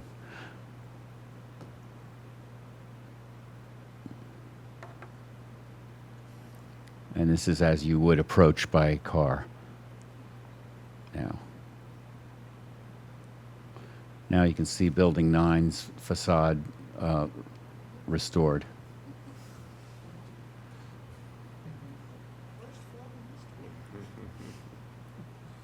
And that's it. We can go into the slides after that. Yeah, you want to start with that first one? Start with that. If you back up, I think that one. And if you could make it full size, as big as you can, so we can see all those numbers. Is it possible to lose the stuff on the left? Yeah, there we go. Okay. So here is the Hattie B's. Here's where we're measuring all of our distances from the right-of-way of Liberty Pike. So it's 300 feet to the 4-story portion, and even, well, 293, and even further until you get to the point where the ridge rises higher than the allowed 10% more than the block face. But that 300 feet is like as big as a typical Franklin block. So, like the normal massing of buildings on the block would go back, 100 feet. And that would be the back of the building. Here we're going twice that distance and more before we even get to the tall part. Everything in front of that is under the 10% more And than then the. behind it exceeds the 10% by. I think we have another slide that gives that number. Yeah, it's somewhere between the height of Middle 8 and Jameson Station. So it never exceeds the highest of those. I think it's 50, 54. And it follows the recommendations of those, and from the every dimension other than the front, it's using the same dimensions that Middle 8 and Jameson Station do with respect to there's a 3-story portion, and then there's a setback, and then there's a 4-story portion. We've done the same thing as they did. I think the key thing here too, this is a good slide. We've got another slide that shows it too, but when you think about block face, all the height is behind the block face. Again, our block face is set so far back from the street compared to the convention, which is Main Street or Jameson Station or Middle 8, so it's really far back. So it's outside of the block face before we get up. And then that has a really key effect in how you view the buildings, from the pedestrian or car level. And I also want to point out that when we're measuring from Liberty, we're measuring from the curved part that's already gotten closer. We're not measuring from the part where it's furthest. Okay, next slide. Yeah, there's Emily. There's a slide here. I think it's if you would keep going. That's the one that had the Yeah, red. right there. I oppose There you it. go. So this is go ahead. No, sorry, Neil. It's your floor. Sorry, I can't read on that one. So the height of the highest ridge is 52 foot 10, and its eave is at 47.7. Yeah, so I think actually I was wrong. That's lower than both Jameson Station and Middle 8. So what is key about this view is that red line shows you that's 42 feet 11 inches. So that's 10% over our average block face. Okay. Our third floor is 40 feet 6 inches to the ridge. That's the highest point. So that's below that line. Visually, it's so far set back that the fourth level is just creeping like right around it. And then in the foreground, it's set even further back because it's behind building 9, so it looks lower than the third level. That's the value of being able to set it back and turn it, where it's just so far back that the way you experience it is totally different. And it gets it out of that block face. And it comes down, the definition of block face is important here because we're set so far behind it that the effect is the same, that if it were right on the street. And I think that there's also a couple of, sometimes when you're looking at some of these the feedback on massing and height from the block face, at some level it does get to be where they conflict. And so they can be mutually exclusive. I think the massing is very important, and in doing that, that's the setback and pushing it back and having tiers. That helps with the height too. If you were to line it up, if you were to look right at the block face and you were to say I'm going to do 10% above, but I'm going to be right in line, the experience is totally different. Set back this way, everything's pushed back out of the block face. It feels more comfortable. The massing on the east side is much better. It doesn't look as like that long mass that you all were worried about too, and it makes it feel more subsidiary to the main factory buildings. I want y'all to get to say what you want, but also, why don't we let the staff go ahead at this point if you feel like you've kind of Yeah. gone Yeah. over Oh, it? one other thing. Uh-huh. Yeah. Before that, we did spend more time with we're talking with staff and talking with SHPO, and so we do. So when we all started this, there was one of the first questions you all had was, is this going to affect the register status?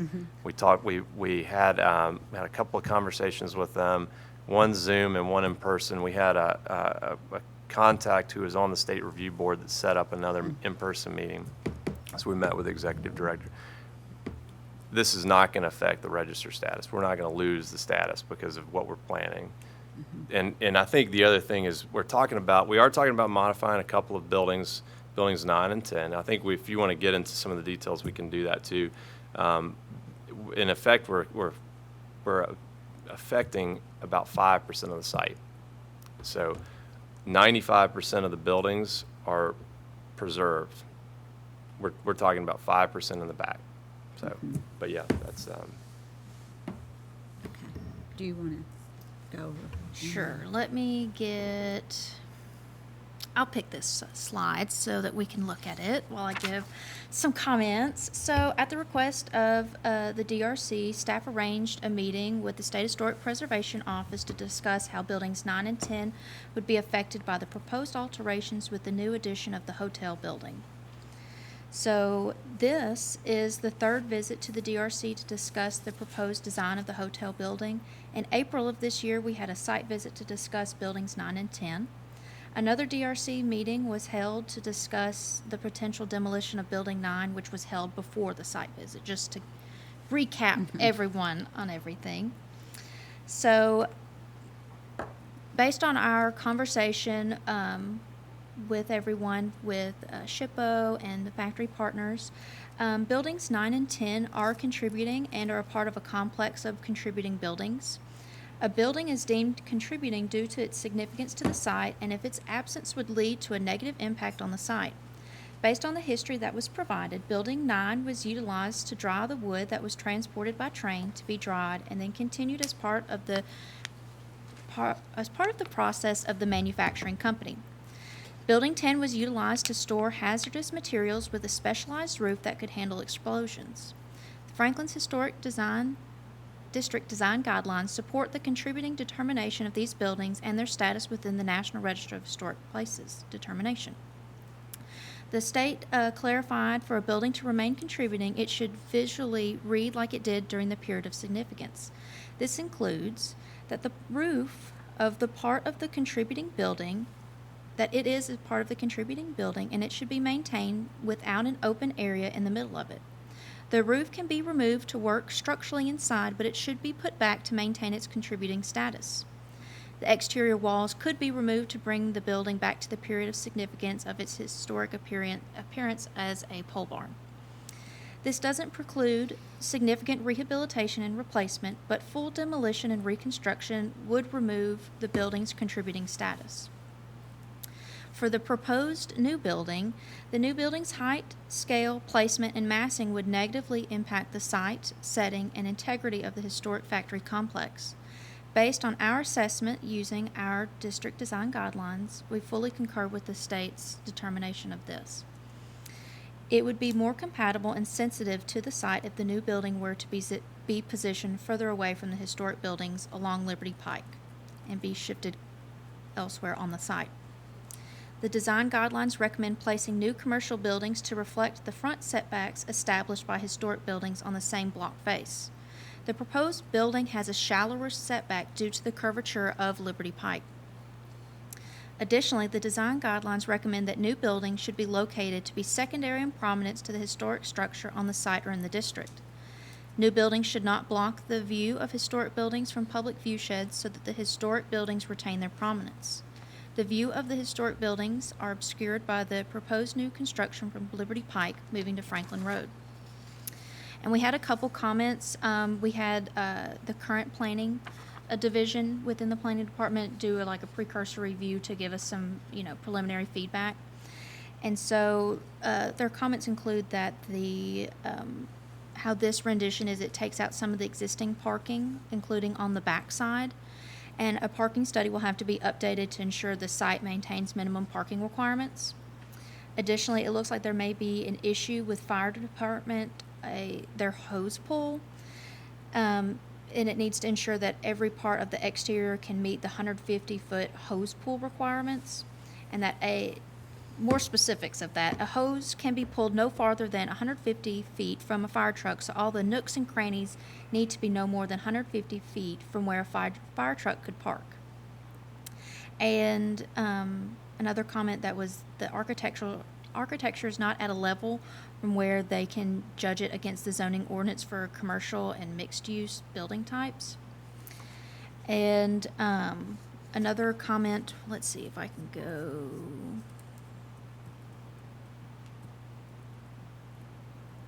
Maybe this will be a good point. That the large expanse of windows that is seen here on this front elevation is not seen on the factory. The design guidelines recommend designing new windows to be compatible with the size, placement, rhythm, and relationship of solids to voids on those of nearby historic buildings. Additionally, one should maintain vertically proportioned windows with traditional spacing patterns in alignment created by upper story windows of nearby historic buildings. Thank you. Thank you. Can I comment on one thing about, so with SHPO, so we talked with them twice. So there was, they never made a statement that this was gonna negatively impact the register status, okay?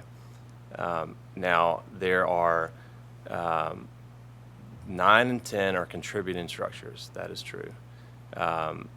So, but the register status is the factory as a whole. It's not individual buildings. So Right. modification of one building. So the crux of it is we're talking about 5% in the back of the overall boundary of the factory, and you're retaining most of it. And this is not a historic view shed. Remember that too.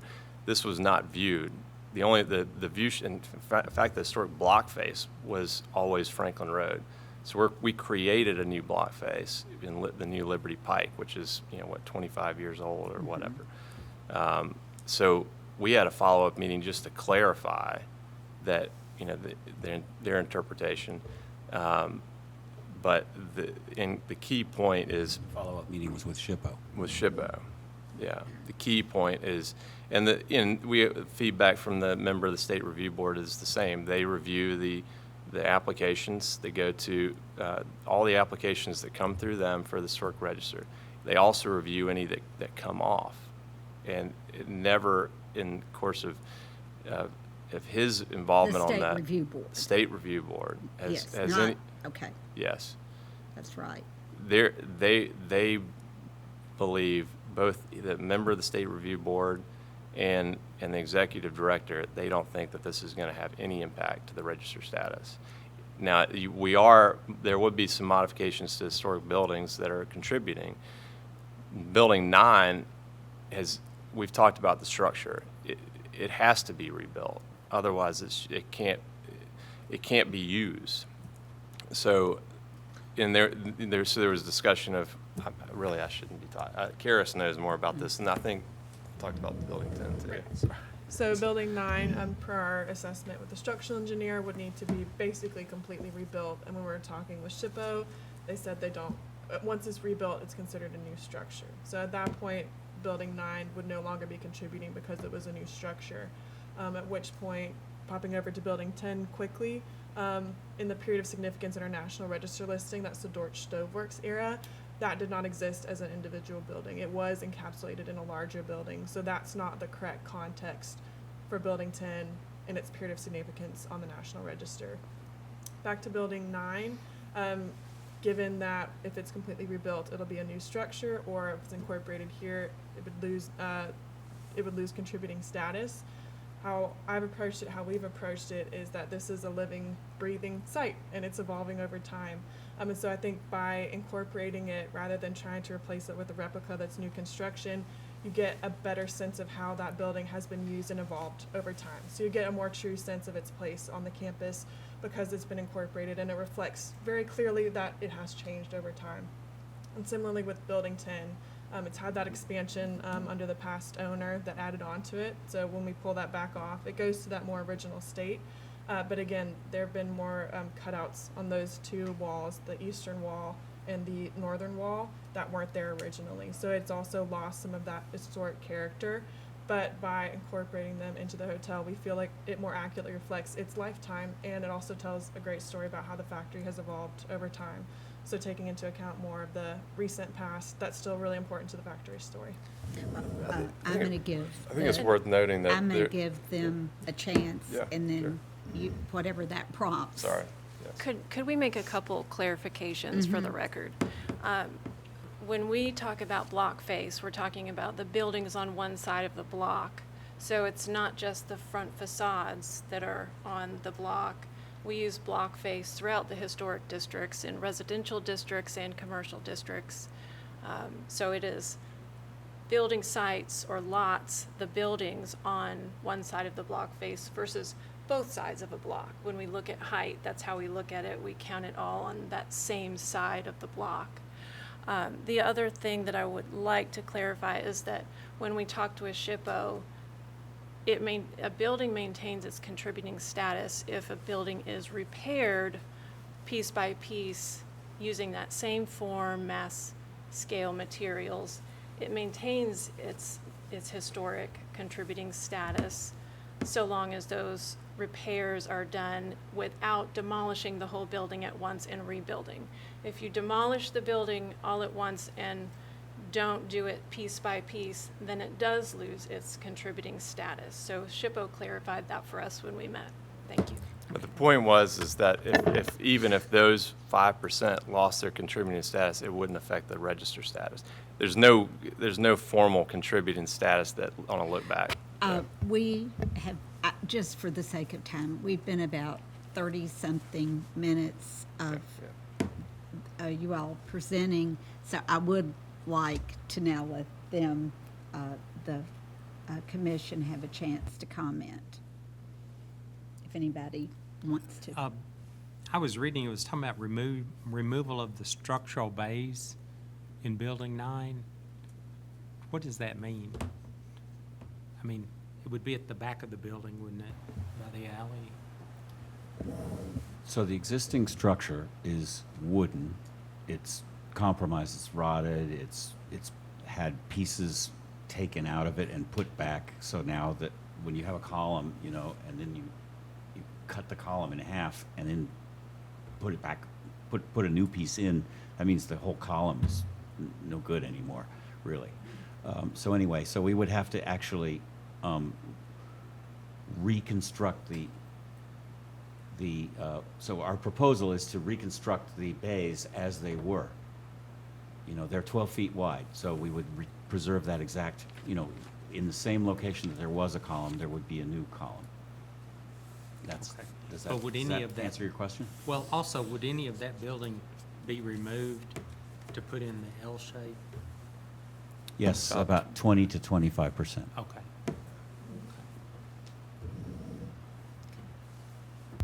And since we're on that subject, so what we're seeing with the gable structure in the courtyard, that's existing, and that would not be demolished, or would that be rebuilt? The southern facade? Yeah.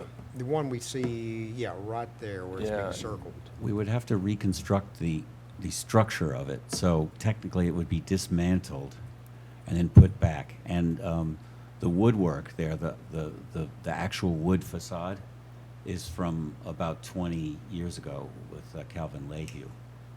So we would look at those planks, and if they were deteriorated such that they couldn't last another, 20 years, we would replace them with the same kind of plank that Calvin used. So that would be replacing in kind. The steel windows would be the same steel windows. They'd be cleaned up, repaired, and put back. It's been rebuilt once. So the brick and the windows are the key elements that would be salvaged, and would be, if it couldn't be shored up and in place, it would be built back in kind. And then there have been some storefront additions that's contemporary too. But The brick, as I recall, is not very tall, so that might be Right. might be capable of standing on its own, while we replace the structure. So that, that might be limited to just repointing. I do like that you made that L and you have that courtyard. I think that did allow you to push that back. How many keys do you currently have with 120. that structure? 120. So you have 120. Yeah. Now, this does have some on the ground floor around around Building 9, around that pool deck. The east side of Building 9 and the north side of Building 9 are looked onto by hotel rooms. There's 12 of them. So I think right now, the part I still have to try to understand more, and really that's kind of a barrier for me, is the height.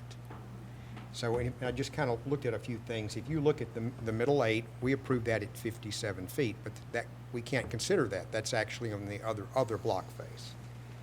And then, of course, Jameson Station's 54 feet, other side of the block face.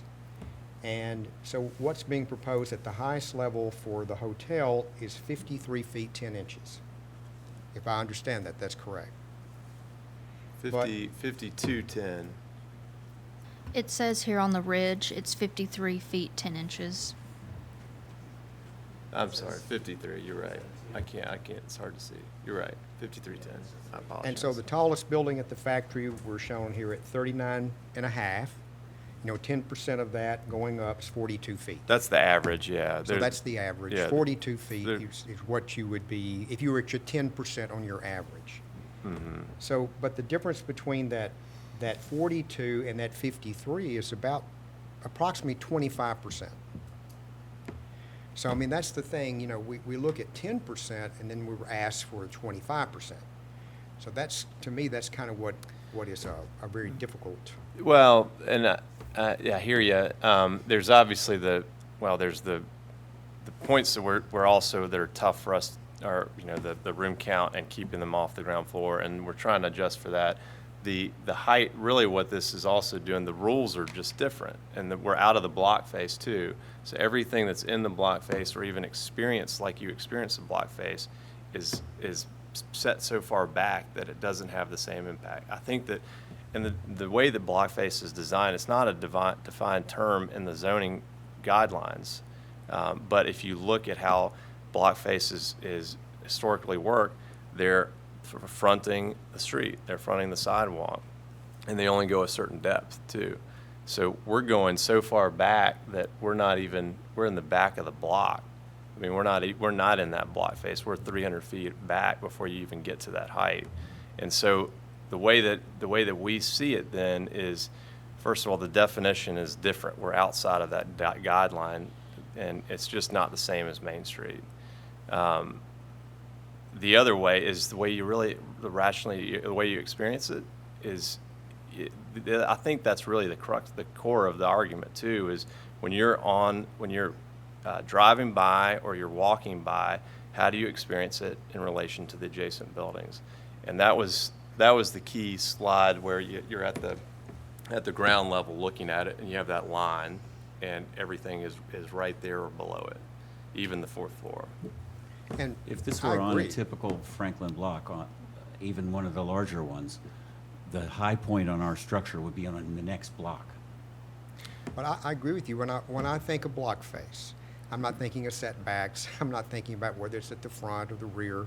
I'm thinking about how that actually relates to the historic structure, especially for a new building. So that's why I say that's still a challenge for me when we see this kind of proposal. How does that building overall relate to the historic structure? Mm-hmm. And obviously, when you're coming from the east, I mean, you don't see any of the factory really. I mean, you see a bit of the factory, but you're seeing a lot of that building, especially when you're over in the parking lot. Maybe that's what I was mainly. But I mean, it's a large structure. Will there be a parking garage coming? We would like to, and we've started. It would be, if we did something, ideally it would be in the back, in that north lot. We've started doing some early studies on it, and really it's so early that we haven't, we're not ready to come to you all because we're trying to place it. And so we've been working with pretty much fire has been one of the key ones to try to figure out where to place it. But but we are using a lot of the same conventions. We understand that height is a key aspect of that. We want to, so you don't see it, basically. It'd be buried behind. But yeah, that's, so if you're going to the parking question too, in the development plan, there will be a parking study with the development plan. And we actually do need to update the east lot too, so that'll trip a site plan amendment or revision. That's part of this too. We've done early studies that we could actually park it with the added use here, because we would take some about 12,000 square feet out of use to add the hotel, and we could pick up another 7,500 plus spots in how we redo the parking. So the parking garage would just be an additional that we would like to have. But well, I would, for me, if the hotel is contingent, which you're saying probably not, on a parking garage, it's not, no. Then I would want to see some type of massing, because looking at being stewards of the factory site, because it was all the factory site at one point. Do you, Tyler, have any? Yeah, I'm going to be honest with y'all that I'm pretty far off on this one. We've worked together on the whole site over a couple of years here, and this just seems really foreign to the site.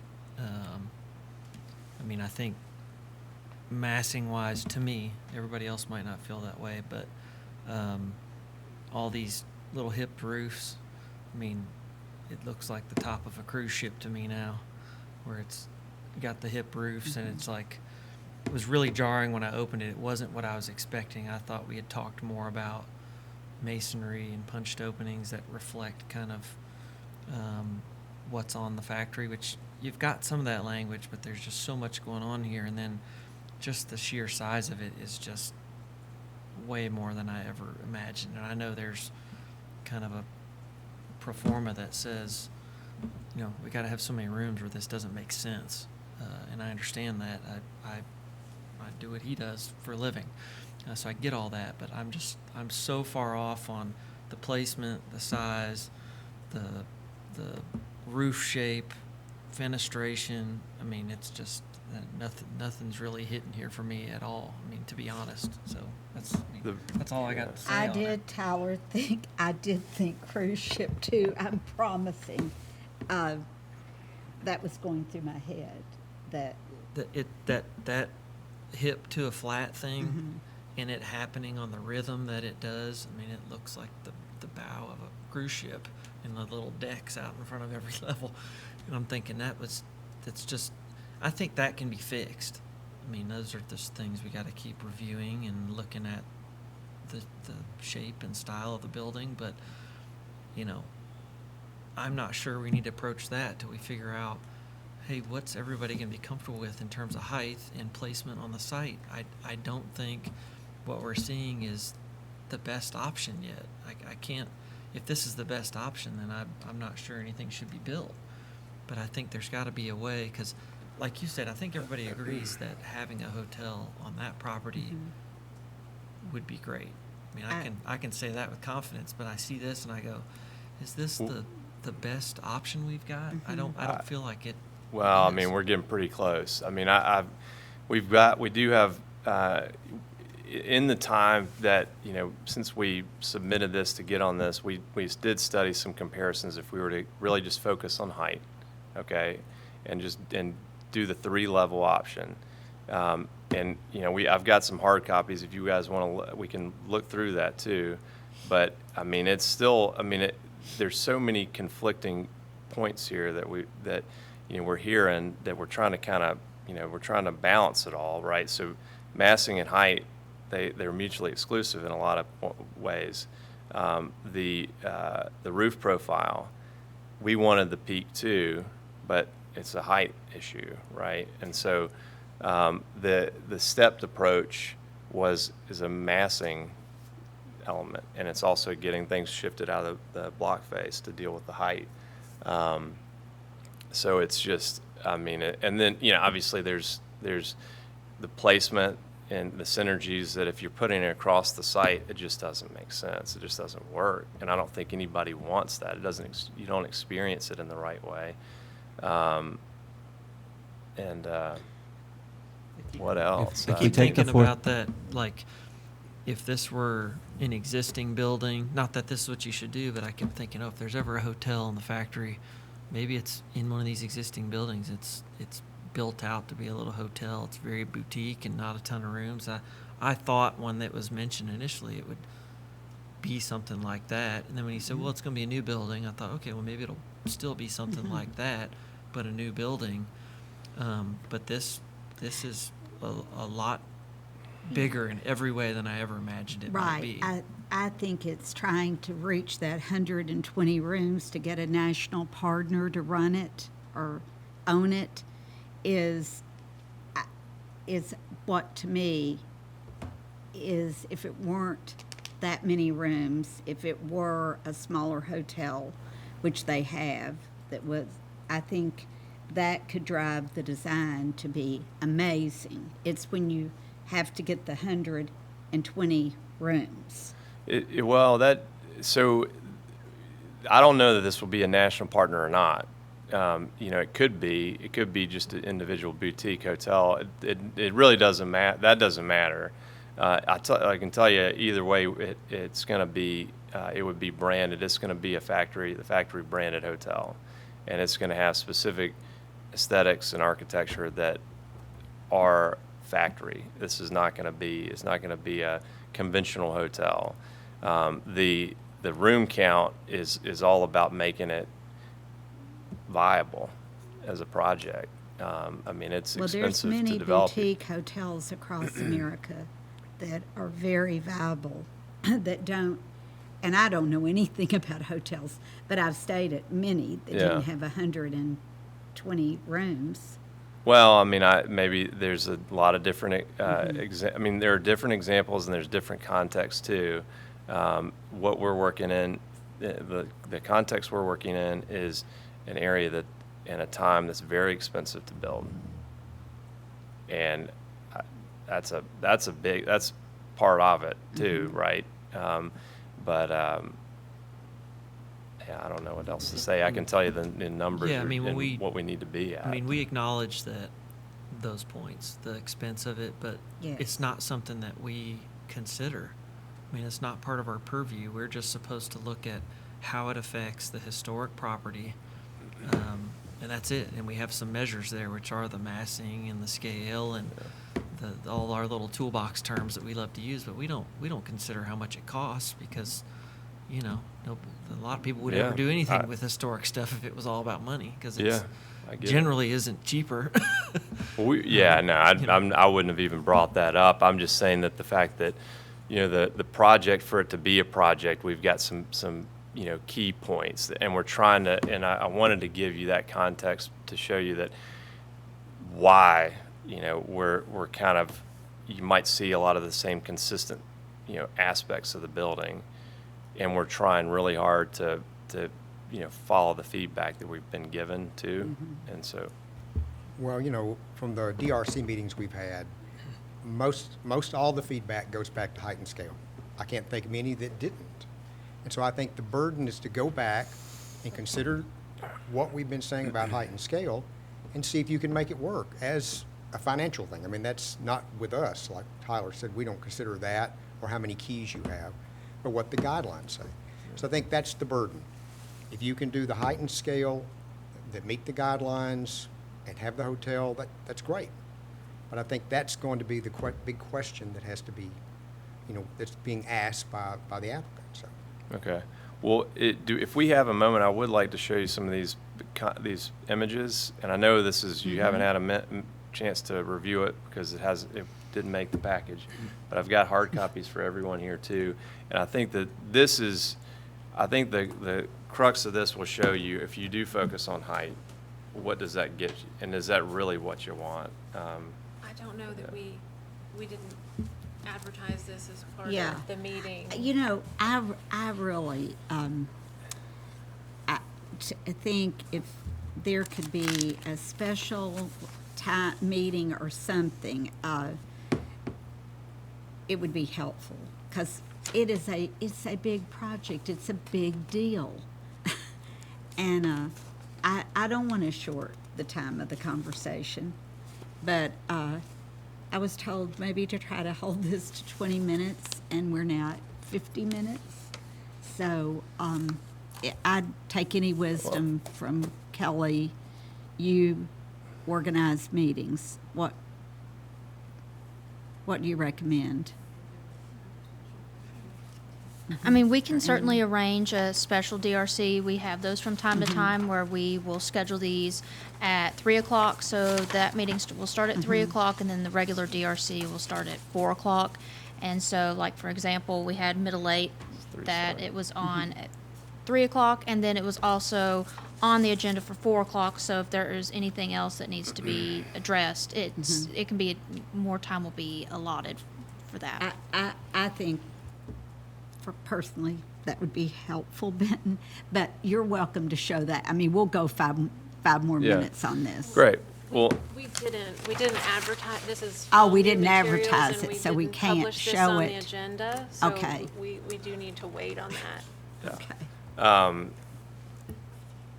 Well, so it feels like we're kind of, we haven't talked about buildings 9 and 10 much. I mean, there were some questions, but it feels like, am I kind of hearing that you're comfortable with the path that we've gone in how we're incorporating buildings 10 and 9, giving, the context that now about how it would have any effect to the register status. I think the historical kind of period of significance is key with building 10 too, but Yeah, what I'd say about, both of those, I do have concerns about the whole kind of structure being taken out of the middle for the pool deck. If there's a way to replace the structure and just leave like the roof panels off, so it's like a trellisy kind of pool covering, that feels a lot better to me, because we can always put more metal roof panels on later. It could be reversed. you're talking about the structure. Yeah, Or having keeping the truss work, Uh-huh. but taking the roof panels off so the sun can come through it. Uh-huh. And not a removable thing, like just don't put roof back on it. Yeah. But keeping it like an open trellis type So like a structure. bird ledge. That might not be okay with the Department of Health with birds up there and all that. I mean, birds poop in pools with or without something to stand on. I think it's in volume. Yeah, Well, I mean, I'm just saying. One from a- thing that, well, I guess it depends on what you're trying to get out of it. So the talking with SHPO, they it's kind of it's a question of how much of the structure needs to be replaced. We're saying that so much of it that you're rebuilding it anyway. So rebuild it in a way that's functional and can be useful. And so talking with SHPO, you could rebuild it in a replica format, but you cross a point where preponderance of the structure has been redone and it becomes a replica. So And no one wants a Understand replica. Just- That's not quite accurate. Yeah, just to clarify, SHPO did confirm that, you have to maintain a roof on the structure for it to continue to have its contributing status. As a pole barn, we have the poles to uphold the structure. We have to have a roof. So those are the elements that have to be maintained. Okay. And so, let's see, that was my main point, but. There are other and buildings then on site in-kind that come- replacement. So there isn't a threshold. So that was one of the questions that we had questioned, does 80% of this structure have to be retained? No. So the whole structure can be replaced in kind. It just cannot be completely mowed down and put back up, because they would consider that full demolition. So it could go back exactly how it is in kind. The walls wouldn't have to go back, because that was a later tax credit project, and so it could just maintain as a pole barn.